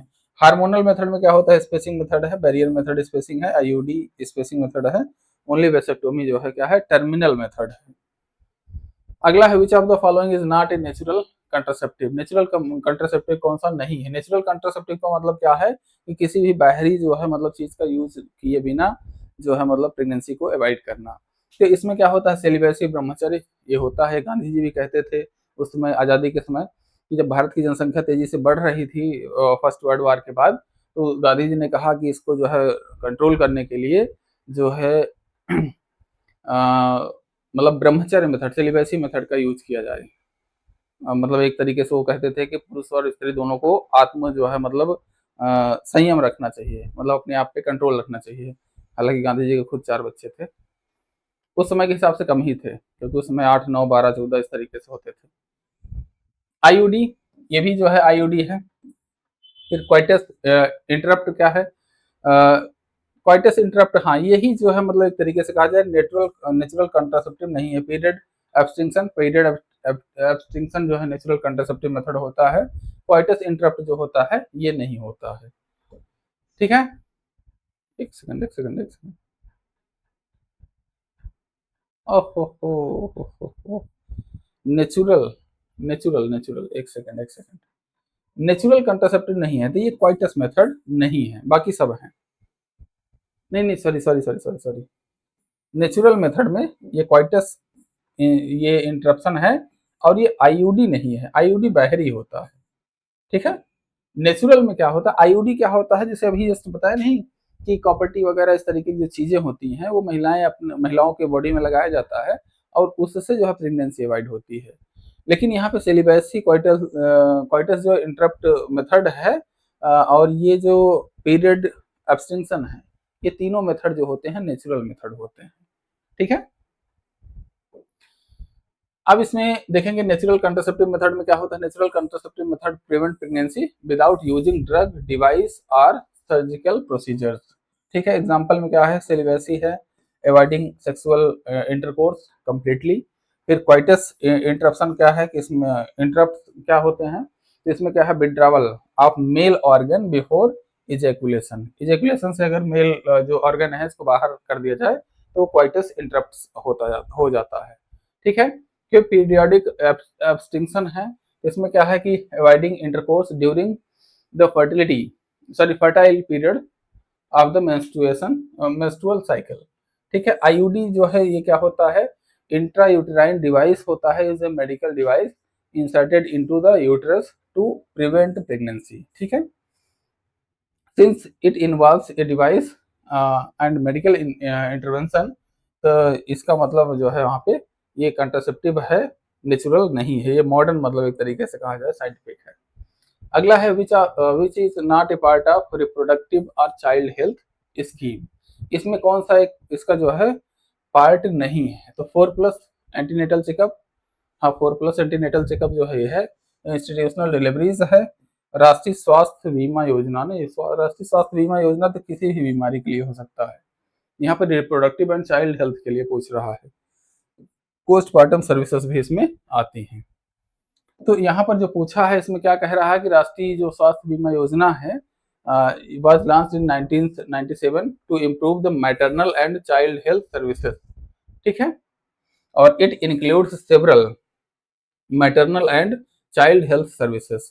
ठीक है, इसमें कंपोनेंट ऑफ आरसीएच मतलब जो reproductive and child health care जो सिस्टम है उसका, एंटीनेटल केयर होता है। एंटीनेटल केयर में क्या होता है, pregnant woman receives regular health checkups such as 4 और more एंटीनेटल विजिट्स।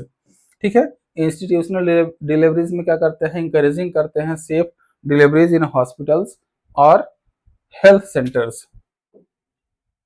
अगला है postmortem services, health care for mother and newborn after delivery. ठीक है, प्रसव के बाद माँ और नवजात शिशु की देखभाल करना। फिर ऑप्शन 3 करेक्ट, क्या इनकरेक्ट क्यों है, तो ये राष्ट्रीय स्वास्थ्य बीमा योजना है is the health insurance scheme for below poverty line families. It provides financial protection for hospitalisation expenses but is not specifically part of RCH programmes.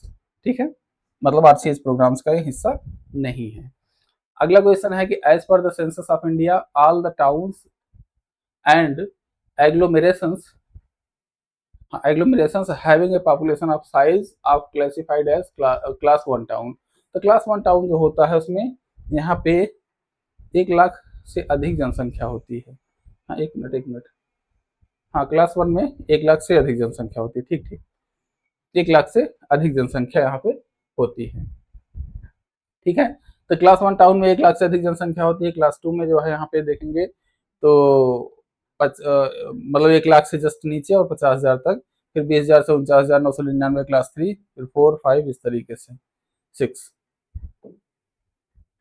तो इसमें क्या है कि 10 एनी टाउन और urban agglomeration with population of 1 lakh और more is categorized as class 1 town. और इसमें important notes के रूप में क्या है कि within class 1 town there are also special categories. Million plus city, million plus city का मतलब क्या हो गया कि 10 लाख प्लस जनसंख्या हो। मेगा सिटी का मतलब 50 लाख प्लस जनसंख्या हो। ठीक है, क्लास 1 सिटी में 2 और क्राइटेरिया होते हैं, मिलियन प्लस सिटी और मेगा सिटी का। ठीक है, अगला है who propounded the sectoral model of urban land use. ठीक है, तो यहाँ पे अर्बन जो सेक्टोरल मॉडल है, सेक्टोरल मॉडल के लिए हमने एक ट्रिक बताई थी। सेक्टोरल मॉडल के लिए ट्रिक क्या बताई थी कि इसमें जो ट्रिक बताया गया था उसमें बताया गया था कि जो सेक्टर, सेक्टर मतलब क्या है, सेक्टर ऐसे कहते नहीं फलाना सेक्टर, ये सेक्टर, वो सेक्टर। जैसे बड़े शहरों में जाएंगे तो सेक्टर नंबर 76, सेक्टर नंबर ये, सेक्टर वो। दिल्ली कभी आप गए हो तो उसमें सेक्टर वाइज बटा हुआ है कि नोएडा के फला सेक्टर में आपका इनका घर है। तो सेक्टर का मतलब क्या है कि हमने बताया था सेक्टर मतलब होम, सेक्टर ऐसे याद रखना है आपको, बस ये ट्रिक है। तो मतलब होम, होम होम होम, ये इतना होम है तो हुआ ना, होमर होएट। ठीक है, तो सेक्टोरल मॉडल किसने दिया था, होमर होएट ने। ठीक है, ऐसे याद रखिएगा तो थोड़ा सा ठीक रहेगा। तो जब भी सेक्टोरल मॉडल की बात हो तो होमर होएट का नाम आएगा। इसमें देखेंगे यहाँ पे sectoral model of urban land use was proposed by Homer White in 1939। 1939 में इन्होंने इस मॉडल को दिया था। फिर इसके बाद यहाँ पर देखेंगे तो the model explains that cities grow in sectors and with radiating outward from the central business district. ठीक है, development often follows transport routes such as railway or major roads. तो मतलब इनका कहना ये था कि जो हमारे पास सेक्टोरल मॉडल है, एक मेन शहर होता है, जैसे जो भी चौक एरिया होता है। ठीक है, चौक या एक तरीके से सिविल लाइंस कहा जाता है। ये अंग्रेजों ने सिविल लाइंस बनाया था, जहाँ पे आज़ादी के पहले लिखा रहता था dogs and Indians are not allowed. जो भी सिविल लाइंस में रहते हैं उनको बहुत खुश होने की जरूरत नहीं है, वो अंग्रेजों ने बनाया था और वहाँ पर भारतीयों को जाना कभी मतलब प्रतिबंधित होता था। तो आज का जो सिविल लाइंस एरिया है या चौक एरिया, जो भी कई कई शहरों में चौक होता है, कई कई शहरों में जो मतलब सिविल लाइंस होता है, तो वहाँ पर क्या होता है, मेन वहाँ पे शहर होता है। फिर उससे जैसे बढ़ते चले जाएंगे बाजार एरिया, फिर और भी बाजार एरिया, फिर देखेंगे एक समय के बाद छोटा सा एक टाउन यहाँ डेवलप हो जाएगा, छोटा सा एक यहाँ, छोटा सा एक यहाँ। तो इसी को कहा जाता है कि एक सेंट्रल बिजनेस डिस्ट्रिक्ट, इसको पूरे को सेंट्रल बिजनेस डिस्ट्रिक्ट कहा जाएगा। और फिर उसके बाद जो है देखेंगे तो छोटे-छोटे टाउन जो है डेवलप होने लगते हैं। जैसे प्रयागराज में हमारा देखेंगे तो गंगा यमुना नदी के बीच में प्रयागराज है। फिर जस्ट उधर देखेंगे फाफामऊ, इस साइड देखेंगे नैनी और फिर उधर अलग साइड देखेंगे गंगा जी के उस पार तो झूसी। तो देखेंगे तो 4 पार्ट में एक तरीके से हाँ 3 पार्ट में और शहर डेवलप होता चला जा रहा है। तो इसको होमोयर-होयट मॉडल के तहत इसको क्या कहेंगे? ये सेक्टोरल मॉडल पे डिपेंड है, ये सेक्टर्स हैं ये। ठीक है? अगला है कि अब यहाँ पे other options Walter Christaller Walter जो क्रिस्टलर थे सेंट्रल प्लेस थियरी को यहाँ पे इन्होंने दिया था। फिर अर्नेस्ट बर्गेस ये प्रपोज किए थे कंसेंट्रिक जोन मॉडल। ठीक है, अर्नेस्ट। फिर हैरिस एंड उलमान, तो इसमें इन्होंने मल्टीपल न्यूक्लियाई मॉडल 1945 में इन्होंने दिया था। ठीक है,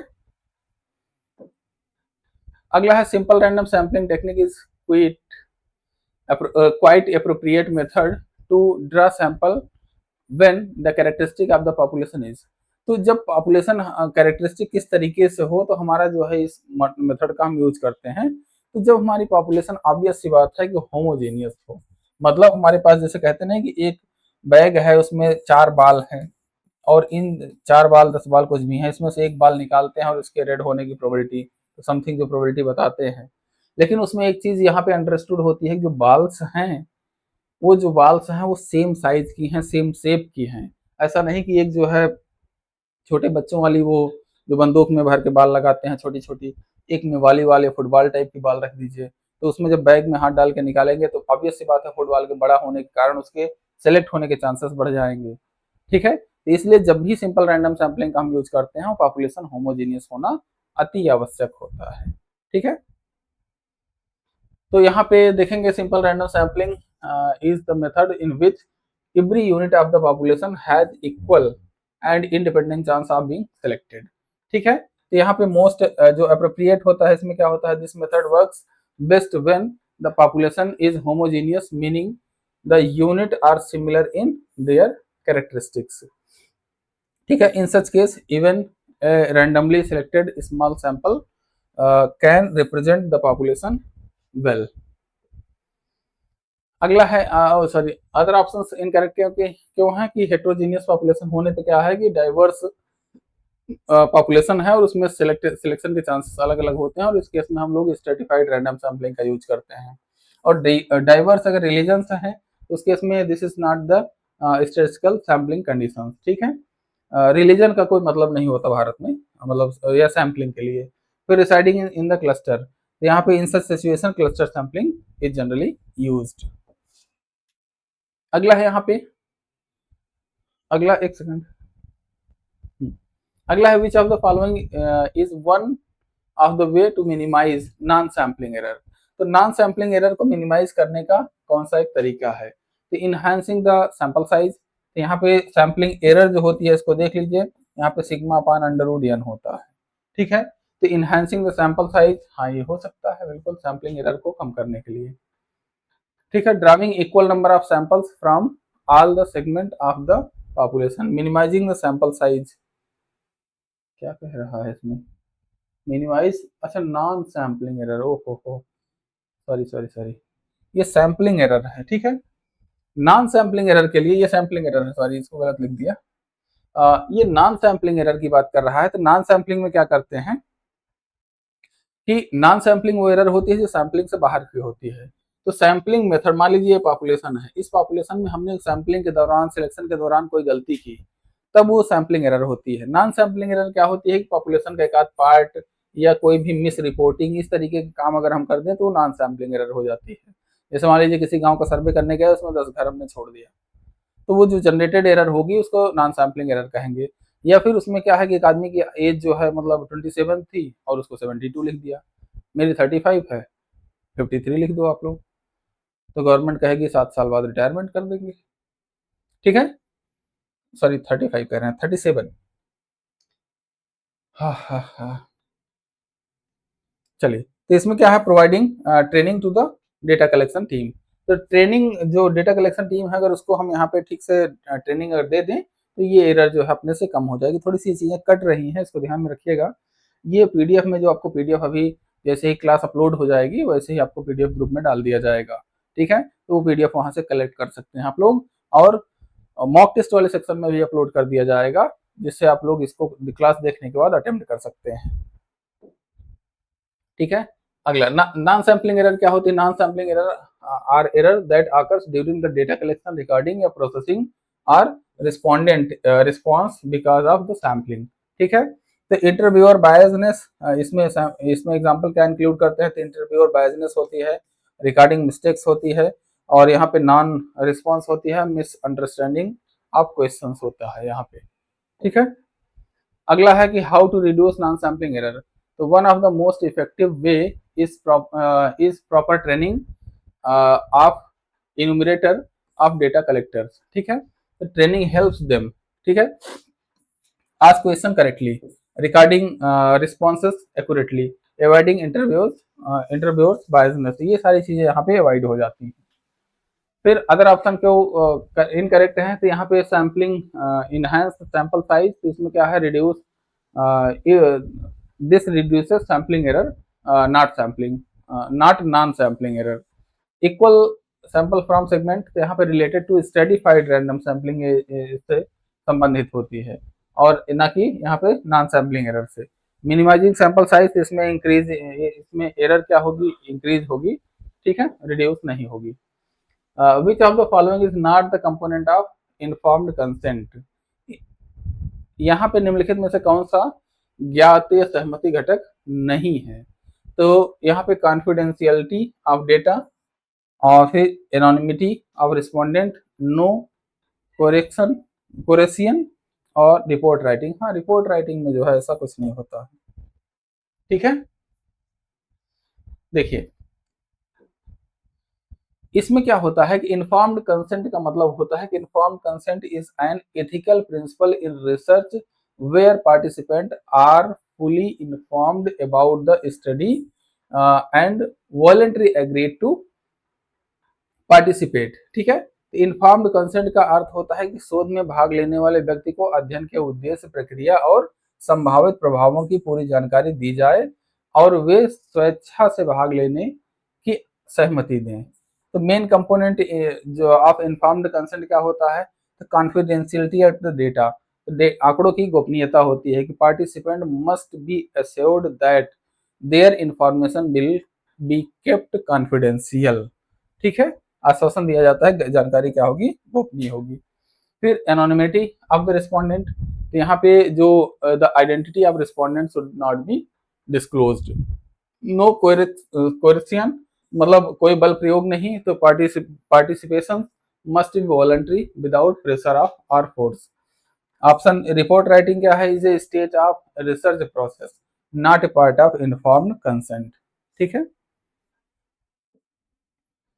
अगला क्वेश्चन है कि यहाँ पे कौन क्रोन बैच जो अल्फा वैल्यू है ये क्या होती है? तो 0 से 1 के बीच में होती है क्रोन बैच।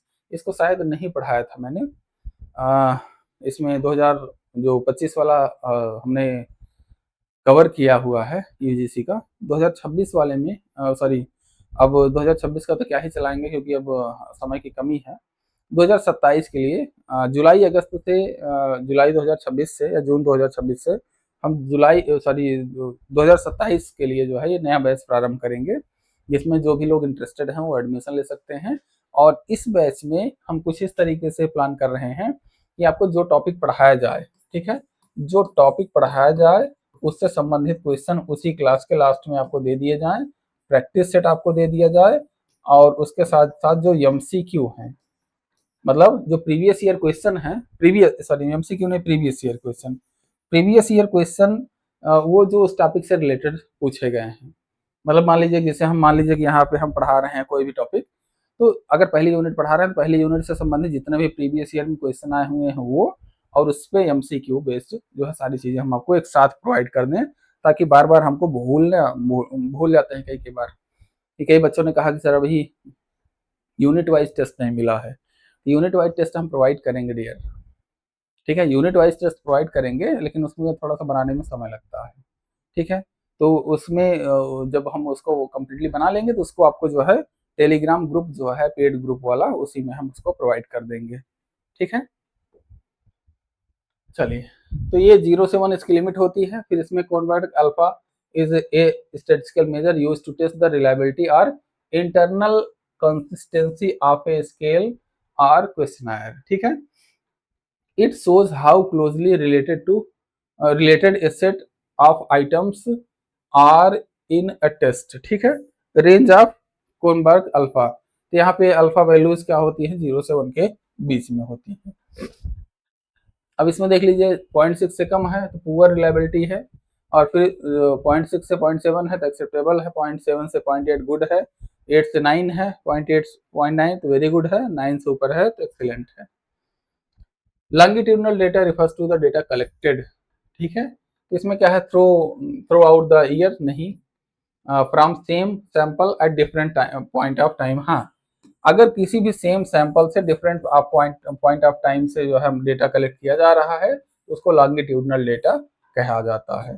ठीक है, same area but different sample नहीं, फॉर लॉन्ग नहीं, ये सब गलत है। ठीक है, तो यहाँ पर देख सकते हैं इसमें क्या है कि यहाँ पे लॉन्गिट्यूडनल डेटा क्या होता है, longitudinal data refers to the data collected from the same individual और sample repeatedly over different point of time.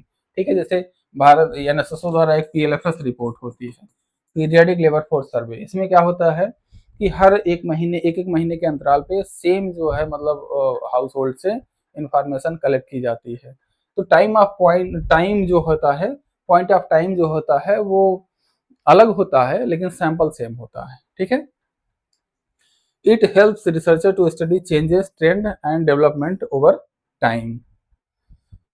अगला है if researcher survey the same group of household this, तो इसका मतलब है कि लॉन्गिट्यूडनल डेटा है। थ्रू आउट ईयर का मतलब क्या होता है, इसका बहुत विशेष मतलब नहीं है यहाँ पे। ठीक है, आगे है based on two census migration can be directly estimated as. तो माइग्रेशन का मतलब क्या है, P2 minus P1 minus birth minus death, ये जो है यहाँ पे माइग्रेशन। इसी को बैलेंसिंग इक्वेशन भी हमने कहा था, प्लस आई माइनस ई इस तरीके से लिख दिया जाए तो इस तरीके से इसको हम कह देंगे कि ये बैलेंसिंग इक्वेशन भी है। ठीक है, इसी के लिए हमने बोला था। ठीक है, कि यहाँ पे पॉपुलेशन जो बैलेंसिंग इक्वेशन है वो किस तरीके से होता है, तो प्राइमरी पॉपुलेशन प्लस दिस तरीके से। तो यहाँ पे सॉरी डिराइविंग जो यहाँ पे माइग्रेशन है, तो अगर डिराइविंग माइग्रेशन अगर हमको निकालना हो तो इन दोनों को हम माइनस कर देंगे। नेट माइग्रेशन जिसको कहा जाएगा, net migration is equal to क्या होगा, population change minus natural increase. ठीक है, for a nation as a whole disregarding international migration, in migration equals out migration, then which of the following scenario is correct? So net migration is always negative, net migration is always zero, net migration is always positive, net migration can be either negative or positive। तो यहाँ पर एक चीज देख सकते हैं कि इसमें कहना क्या चाह रहा है, ये महोदय कहना ये चाह रहे हैं कि आपका जो मतलब माइग्रेशन है, मतलब इन माइग्रेशन मतलब इनकमिंग आने वाले और आउटगोइंग जाने वाले दोनों बराबर है। ठीक है, इक्वल है दोनों। यहाँ पे देखिए इन माइग्रेशन और आउट माइग्रेशन दोनों इक्वल है, तो इसका मतलब क्या हो गया, तो यहाँ पे माइग्रेशन का मतलब नेट माइग्रेशन क्या है, 0 है। ठीक है, तो यहाँ पे net migration is equal to in migration minus out migration, तो ये मान क्या हो जाएगा, 0 हो जाएगा। ठीक है, within a country people में मूव बिटवीन स्टेट और region, but for the nation as a whole those movement cancels each other out. ठीक है, अगला क्वेश्चन है to study social network in intravenous drug user, you need to draw sample from a district with homogeneous population, which of the following sampling technique is appropriate for it? अंतः शरीरी औषधियों में जो मतलब कुछ लोग अपने अंदर ड्रग डालते हैं इंजेक्शन, जैसे कई कई नशे की जो चीजें होती हैं उसको ड्रग इसमें डाल दिए बॉडी में, 2 दिन 3 दिन पड़े हैं सन्नाटे में। ठीक है, तो वो चीजें हालांकि आप लोग नहीं करिएगा, लेकिन इसके लिए यहाँ पे पूछ रहा है इंटरवीनस ड्रग का उपयोग करने के सामाजिक नेटवर्क के अध्ययन करने के लिए आपको समजातीय जनसंख्या वाले जिलों से नमूने लेने की आवश्यकता है। तो इसमें निम्नलिखित में से कौन सी जो चयन प्रणाली है वो सही होगी? तो ये स्नोबॉल सैंपलिंग होती है। स्नोबॉल सैंपलिंग क्या होती है? पहले पॉपुलेशन रहेगी, ठीक है, इस पॉपुलेशन से हम अगले स्टेप पे जब जाएंगे तो इसी में से सैंपल चुनेंगे, फिर अगले स्टेप में जाएंगे तो फिर इसी में से सैंपल चुनते हैं, ठीक है।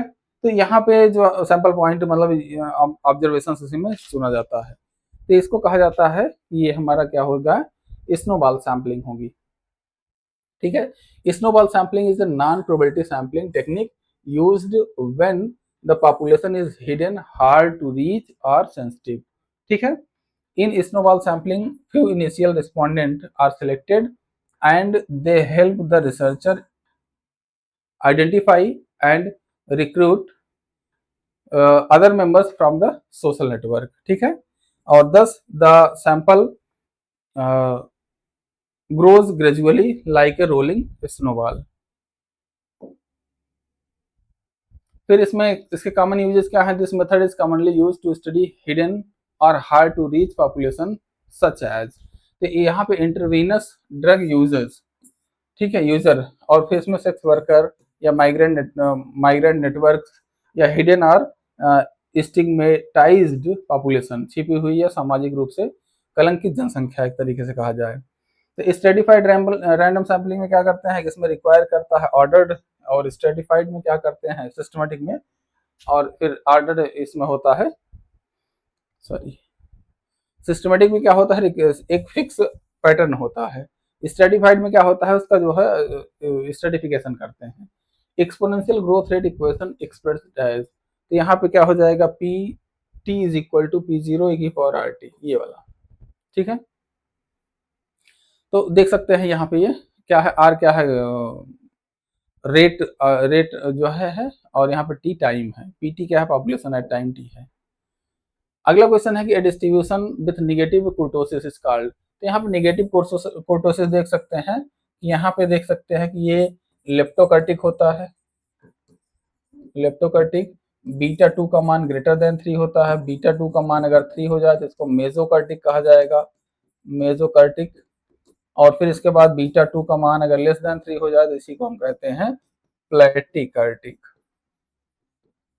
ठीक है, प्लेटिकर्टिक। तो यहाँ पर क्या है कि डिस्ट्रीब्यूशन विद निगेटिव कुर्टोसिस, निगेटिव कुर्टोसिस मतलब बीटा 2 लेस देन 3, तो यहाँ पे ये प्लेटिकर्टिक हो जाएगा, ठीक है।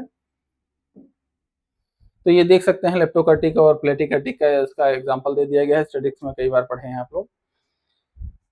अच्छा सॉरी, स्टैटिक्स में कई एक लड़के ने कहा था कि अभी थोड़ा सा सर धीरे में, एक्चुअली धीरे में इसलिए होता है कि डियर पॉसिबल नहीं होता, कारण ये है कि ये चीज़ें जो है मतलब यहाँ से अगर हम देखें तो इस ये टाइम बहुत लंबा खिंच जाएगा, फिर हम सोचते हैं कि इसको 1 घंटे 20 मिनट से 1.5 घंटे के बीच में मतलब इसको जो है कवर अप किया जाए। तो लेप्टोकर्टिक में क्या होता है? हाई पीक होता है, हैवी टेल होता है, यहाँ पे देख सकते हैं।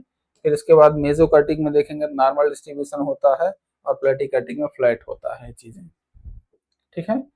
अगला है कि the standard deviation of a sample mean is known as, तो स्टैंडर्ड डेविएशन जो है होता है सैंपल मीन, सैंपल मीन का स्टैंडर्ड डेविएशन क्या होता है? तो स्टैंडर्ड एरर हो जाएगी, ठीक है, ये हमारा स्टैंडर्ड एरर हो जाएगा, ठीक है। स्टैंडर्ड एरर इस तरीके से डिफाइंड है। अगला क्वेश्चन है यहाँ पे कि who is the father of demography, एक बहुत बार पूछा गया है, जॉन ग्रांट थे ये, जॉन ग्रांट जो है फादर ऑफ स्टेटिस्टिक्स या डेमोग्राफी है, सॉरी, फादर ऑफ डेमोग्राफी, ठीक है। 1620 से 1674 के बीच में जो है इन्होंने इनका टाइम पीरियड था, और इन्होंने जो मतलब एक किताब लिखी थी उसी के लिए इनको जो है ही analyse the bills of mortality in London, ठीक है। तो इसी कारण से इनको जो है यहाँ पे मतलब फादर ऑफ डेमोग्राफी कहा गया, क्योंकि इनकी natural and political observation made upon the bills of mortality एक किताब थी इनकी, ठीक है, इसी कारण से, ठीक है। तो टिम डायसन जो है ये क्या है? Modern demographer known for studies in Indian population. Samuel Preston जो है ये फेमस है डेमोग्राफी के लिए, for model and Preston curve के लिए। फिर के सॉरी आर आर सॉरी इसको क्या पढ़ेंगे, क्विजिंस्की जो भी पढ़ लो यार। भारतीयों की जो टंग होती है इसके लिए बनी नहीं होती, ये लोग इतना खतरनाक नाम भी पता नहीं क्यों रखते हैं। तो सिंपल सा नाम रखो यार मेरी तरह ना, अभिषेक। शॉर्टकट में लोग अभी अभी, अभी इधर, अभी उधर। तो इस तरीके से भी देखो, सिंपल सिंपल नाम रखो ना यार। ये पता नहीं क्या लिख देते हैं, इसको झटके में तो आदमी पढ़ भी ना पाए।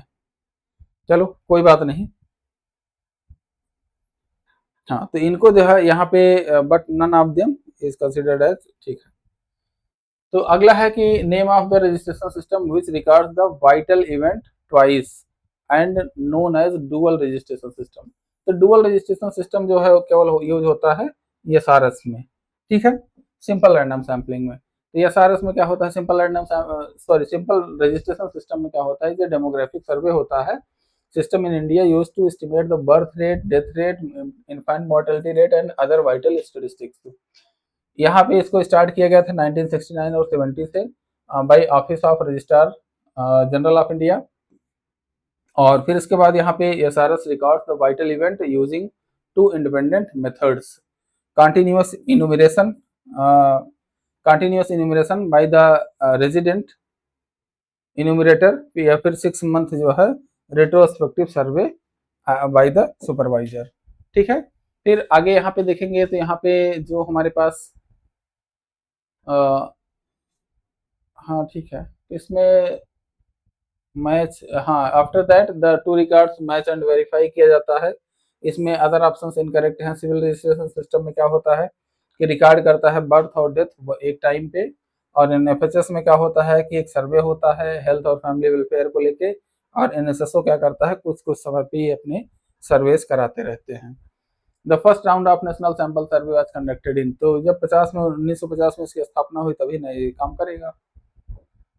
तो 1950 में ही इन्होंने पहला सर्वे किया था, और it was integrated sorry initiated by government of India under the guidance of PC Mahalanobis, famous स्टेटिशियन।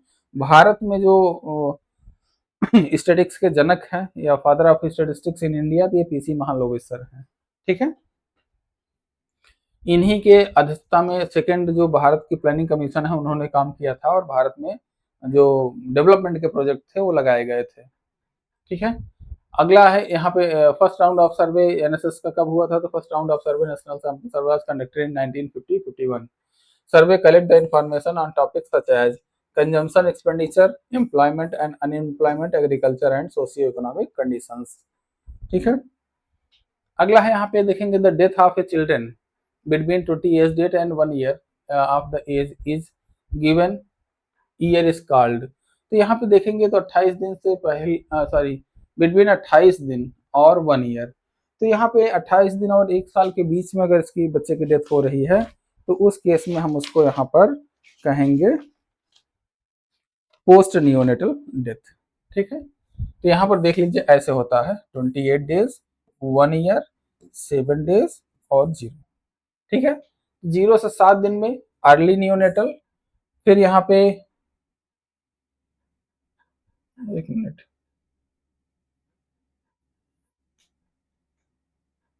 Neonatal, एक सेकंड यार थोड़ा सा गड़बड़ हो रहा मामला। हाँ ठीक तो है, हाँ अर्ली नियोनेटल, लेट नियोनेटल, ठीक है। तो अर्ली नियोनेटल, हाँ एक सेकंड, तो अर्ली, इसको अर्ली नियोनेटल, लेट नियोनेटल और पोस्ट नियोनेटल इसको कहा जाता है, ठीक है। इसको इसको जो है पोस्ट नियोनेटल कहा जाता है।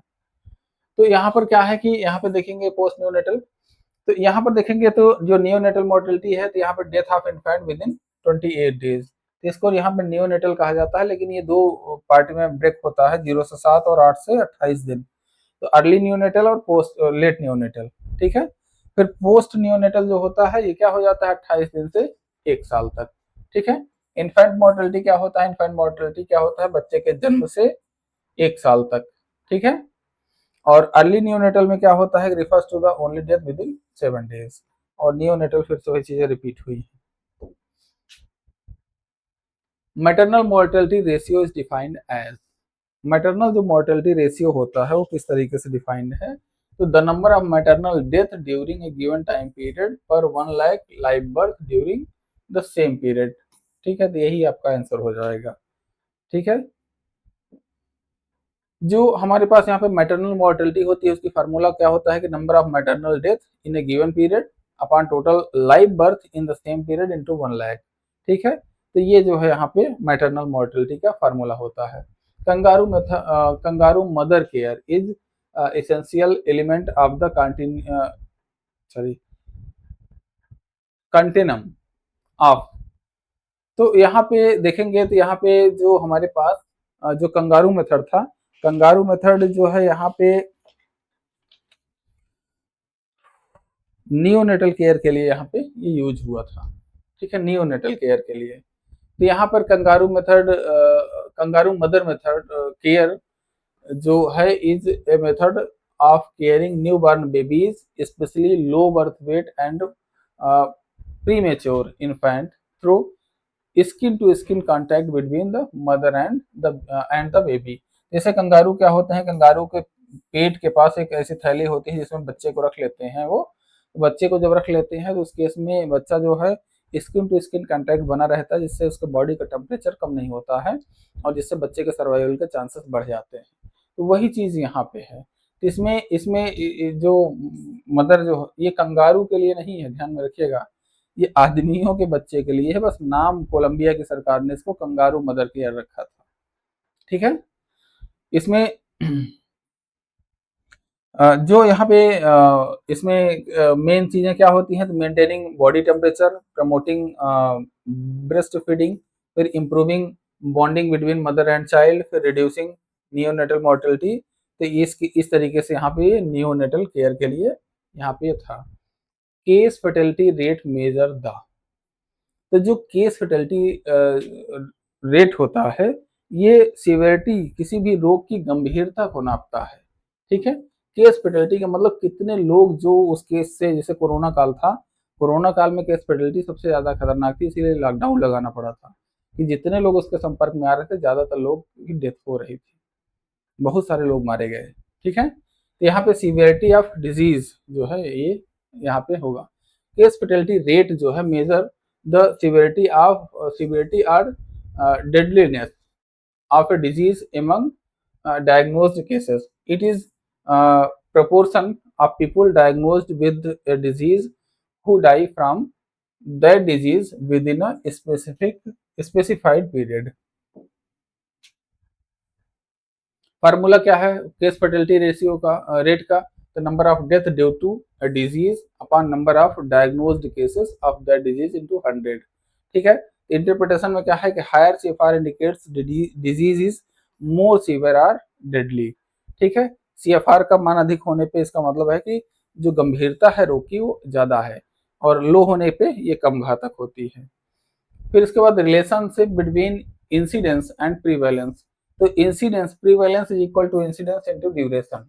ठीक है, तो ये जो है इसका एक रिलेशनशिप होता है, और इसमें देख सकते हैं कि prevalence is equal to incidence into duration. और incidence refers to the number of new cases of a disease occurring in a population during a specified period। ठीक है, प्रीवैलेंस जो संपात होता है, इंसिडेंस होता है, किसी निश्चित अवधि में जनसंख्या में उत्पन्न होने वाले नए रोगों के मामले होते हैं इंसिडेंस। ठीक है, और प्रीवैलेंस क्या होता है कि refers to the total number of existing cases new plus old of a disease in a population at the given time. तो यहाँ पे व्याप्ति या किसी समस्या पर जनसंख्या में मौजूद कुल रोगों के मामलों का नए प्लस पुराने को दर्शाता है। ठीक है, तो ये प्रीवैलेंस इस तरीके से है। ठीक है, अगला है कि if the column assumed as the radix of the life table is known as, तो एलएक्स होता है। एलएक्स इसमें बहुत सोचने समझने वाली बात नहीं है। The radix of a life table refers to the initial number of person assumed at the beginning of the life table, usually 1 lakh.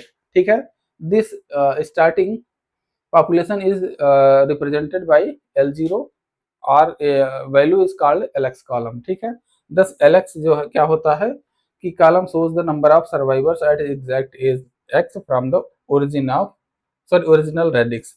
N l x क्या होता है, person year lived between x to x plus n. N d x क्या होता है, death होती है between x to x. और total person year lived remaining beyond age x को हम क्या कहते हैं, टी एक्स कहते हैं। ठीक है, अगला क्वेश्चन है कि अरेंज करना है हमें इसको क्रोनोलॉजिकल ऑर्डर में। तो क्रोनोलॉजिकल ऑर्डर में देखेंगे तो सबसे पहले यहाँ पे क्लिनिकल अप्रोच शुरू हुआ था। हाँ एक सेकंड, हाँ क्लिनिकल अप्रोच ही शुरू हुआ था इसका शायद।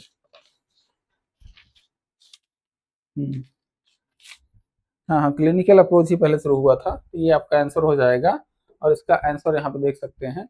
तो इंडियन फैमिली प्लानिंग प्रोग्राम जो है 1952 में स्टार्ट होता है 1952 में, और सेवरल अप्रोचेस ओवर टाइम। तो भारत में परिपक्व नियोजन जो कार्यक्रम होता है 1952 में शुरू हुआ था, और क्लिनिकल अप्रोच जो है वो 1950 में जो है शुरू हुआ था। Family planning services were provided mainly through hospital and clinics. Extension approach 1960 में आया था। तो family planning services were expanded through field workers and community outreach. फिर इसके बाद इंटीग्रेटेड अप्रोच क्या होता है, 1970 में family planning was integrated with other health and development programmes. Camp जो प्रोग्राम होता है 1970 से 80 के बाद बीच में था, जिसमें mass sterilisation camp were organised to increase acceptance of family planning methods.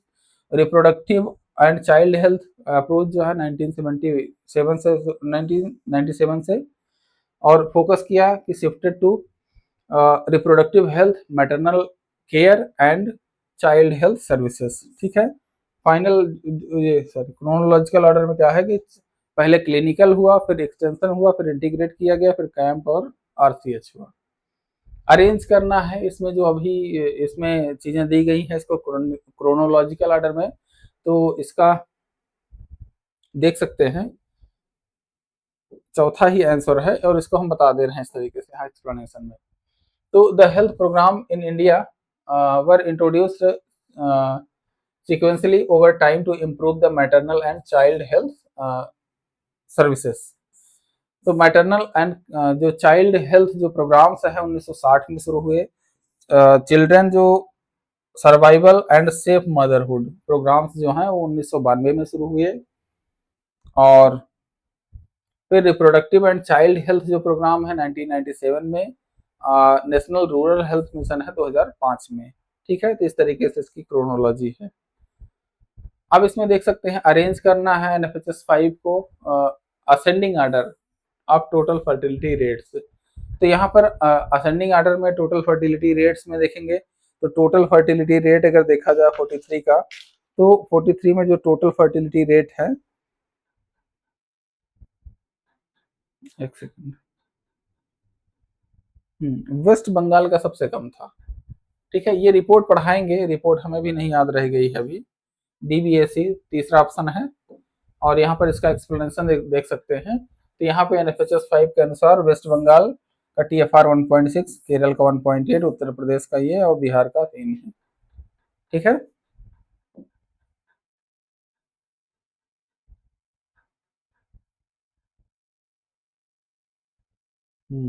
ठीक है, चलिए अरेंज करना है फिर से एनएफएचएस 5 के माध्यम से। एनएफएचएस 5 से बहुत क्वेश्चन पूछा गया है तो इसको जल्दी ही पढ़ाएंगे हम लोग, पढ़ेंगे। तो इसमें क्या करना है, descending order under 5 mortality rates based on the NFHS 5 report. तो एनएफएचएस 5 रिपोर्ट पर जो हमारे पास मोर्टेलिटी है ये करंट के क्वेश्चन है, तो करंट के क्वेश्चन है तो इसको जो है करंट के हिसाब से देखा जाएगा। और इसमें उत्तर प्रदेश में 59.8 है, बिहार में यहाँ पे 56.4 है, मध्य प्रदेश में 49 और 41 उड़ीसा में। अगला है percentage of 60 years and above population for some states as per SRS 2021 as given below. Arrange करना है हमें डिसेंडिंग ऑर्डर। ठीक है, तो 60 प्लस जो सबसे ज्यादा पॉपुलेशन है वो देखेंगे तो जो सबसे डेवलप्ड स्टेट्स हैं उन्हीं में है। तो यहाँ पर सबसे डेवलप्ड स्टेट हमारा क्या है, देखेंगे तो केरला है। ठीक है, पहले केरला है, फिर तमिलनाडु है, तो ए के बाद बी आएगा। ओहो, हाँ फिर डी और सी आएगा। ठीक है, तो इसमें देख सकते हैं केरल में 16.5%, तमिलनाडु में 13, हिमाचल में 13.1 और महाराष्ट्र में 11.6% के आसपास जो है यहाँ पे 60 प्लस पॉपुलेशन है। अगला क्वेश्चन है कि demographic transition involve the stage, arrange करना है प्रॉपर सीक्वेंस में। तो यहाँ पे डेमोग्राफिक ट्रांजिशन जब थियरी होती है तो पहले इसमें क्या होता है, सबसे पहले क्या होता है कि बर्थ भी हाई होती है और डेथ भी हाई होती है। फिर उसके बाद बर्थ जो है हाई बनी रहती है, डेथ जो है वो क्या हो जाती है, धीरे धीरे कम होती है। फिर बर्थ और बर्थ जो है लगभग ठीक ठाक बनी रहती है, मतलब एक तरीके से कहा जाए बर्थ भी डिक्रीज होती है और डेथ भी डिक्रीज होती है। ठीक है, मतलब इसमें 2-3 ट्रांजिशन होते हैं। तो सबसे पहले क्या होगा, हाई बर्थ होगा और हाई डेथ रेट होगी, बी पहले आएगा। यार इसके ऑप्शंस भी कट गए हैं, एक सेकंड ऑप्शन बता दे रहे हैं। 46 है ना, बी सी डी ए, यही वाला, ये वाला चौथा ऑप्शन है, लेकिन बी सी डी ए है। ठीक है, तो पहले हाई बर्थ हाई डेथ है, फिर हाई बर्थ रेट है और डिक्लाइनिंग डेथ रेट है। ठीक है, फिर उसके बाद यहाँ पे डी है, डिक्लाइनिंग बर्थ रेट है, डिक्लाइनिंग डेथ रेट है। फिर ए है, लो बर्थ रेट और low birth, declining birth rate और लो डेथ रेट।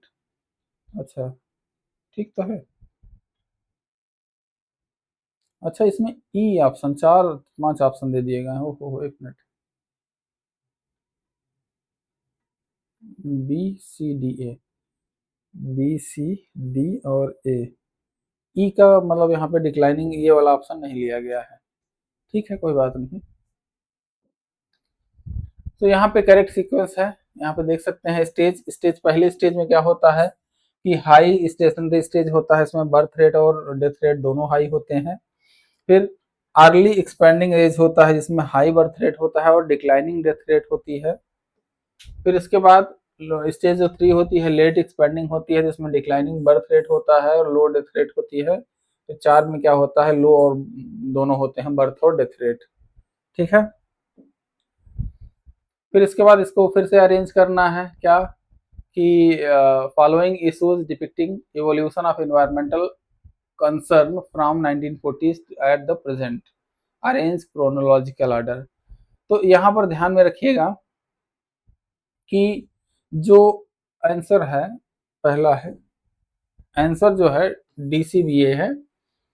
और यहाँ पर इसको देख सकते हैं सबसे पहले कि जो हमारे पास 1940 से 50 के बीच में inadequate food production and depletion of natural resources because major concern after world war second. ठीक है, सबसे पहले ये चीजें हुई थी। 1960-70 के दशक में देखेंगे तो जो industrialisation led to concern about air and water pollution, waste disposal and chemical जो है कंटेमिनेशन की बात यहाँ पे हुई। फिर इसके बाद यहाँ पर देखेंगे तो 1980 और 90 के बीच में global environmental problems like climate change, acid rain and ozone layer जो डिप्लीशन था ये हुआ। फिर 2000 से प्रेजेंट में इसमें modern concern including biodiversity losses और जेनेटिक इंजीनियरिंग और deforestation, migration, globalisation and emerging diseases. फिर इसके बाद यहाँ पर देखेंगे फिर से नेशनल जो फैमिली सॉरी अरेंज करना है family sorry following sample surveys को इन क्रोनोलॉजिकल ऑर्डर। तो यहाँ पे ये 1992 और 93 में शुरू हुआ था। और इसके बाद यहाँ पर देखेंगे तो एनुअल सर्वे, अच्छा, रिप्रोडक्टिव चाइल्ड हेल्थ, ये 1907 में शुरू हुआ था।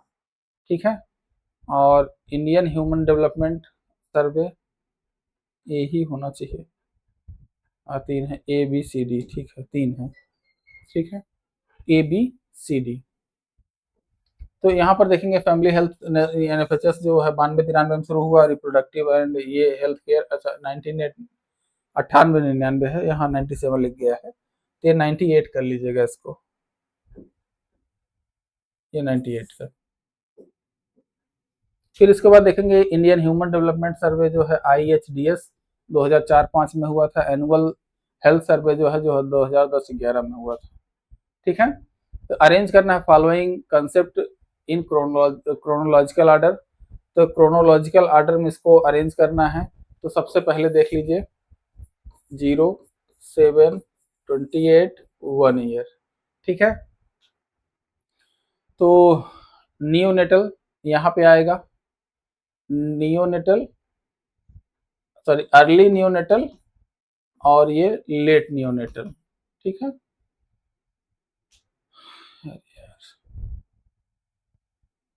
चौथा ऑप्शन लगा दे रहे हैं, थोड़ा सा पैर में झंझनाहट शुरू हो गई। ठीक है, तो यहाँ पर देखिए पेरी नेटल जो होता है, यहाँ पे death occurring late in pregnancy around 28 week of gestation within the first week of after birth. तो मतलब जन्म के मतलब गर्भावस्था के 28 वीक बाद से लेके जन्म के 7 दिन तक जब डेथ होती है इसको पेरीनेटल कहा जाता है। नियोनेटल में क्या है, पहले 28 दिन में, और फिर उसके बाद पोस्ट नियोनेटल में 28 से 1 साल में, और इन्फेंट में टोटल 1 साल की बात होती है। ठीक है, अगला लास्ट क्वेश्चन है कि इसमें अरेंज करना है following steps of research in ascending order. तो यहाँ पे इसको पहले देख सकते हैं, चौथा ऑप्शन है ABCD। तो इसमें क्या है, स्टेप इन रिसर्च प्रोसेस, इसमें क्या है, आइडेंटिफाई द रिसर्च प्रॉब्लम, फिर सिलेक्ट द रिसर्च डिजाइन, और फिर इसके बाद यहाँ पर देख सकते हैं कि फाइनलाइज डेटा कलेक्शन और पब्लिकेशन। तो यहाँ पे एक चीज ध्यान दीजिएगा, PHDCAG, ये हमने ट्रिक बताया था। P मतलब सबसे पहले प्रॉब्लम क्या है, ठीक है, फिर इसके बाद हाइपोथेसिस, फिर इसकी डिजाइन या फिर एक तरीके से फिर कलेक्शन ऑफ डेटा या कैलकुलेशन भी कह सकते हैं। ये फिर एनालिसिस होता है, फिर यहाँ पे जनरलाइजेशन या पब्लिकेशन इसको कहा जाता है। ठीक है, तो ये ट्रिक बनने बताया था, उसी ट्रिक पर ये क्वेश्चन है। ठीक है, तो ये रहा आपका आज के फर्स्ट 50 क्वेश्चन, और यहाँ पे हम इस क्लास को ब्रेक करते हैं। फिर अगली क्लास में हम लोग इसको जो इसके रिमेनिंग जो 50 क्वेश्चन है उसको हम लोग देखेंगे। ठीक है, तो thank you for this class, have a nice day.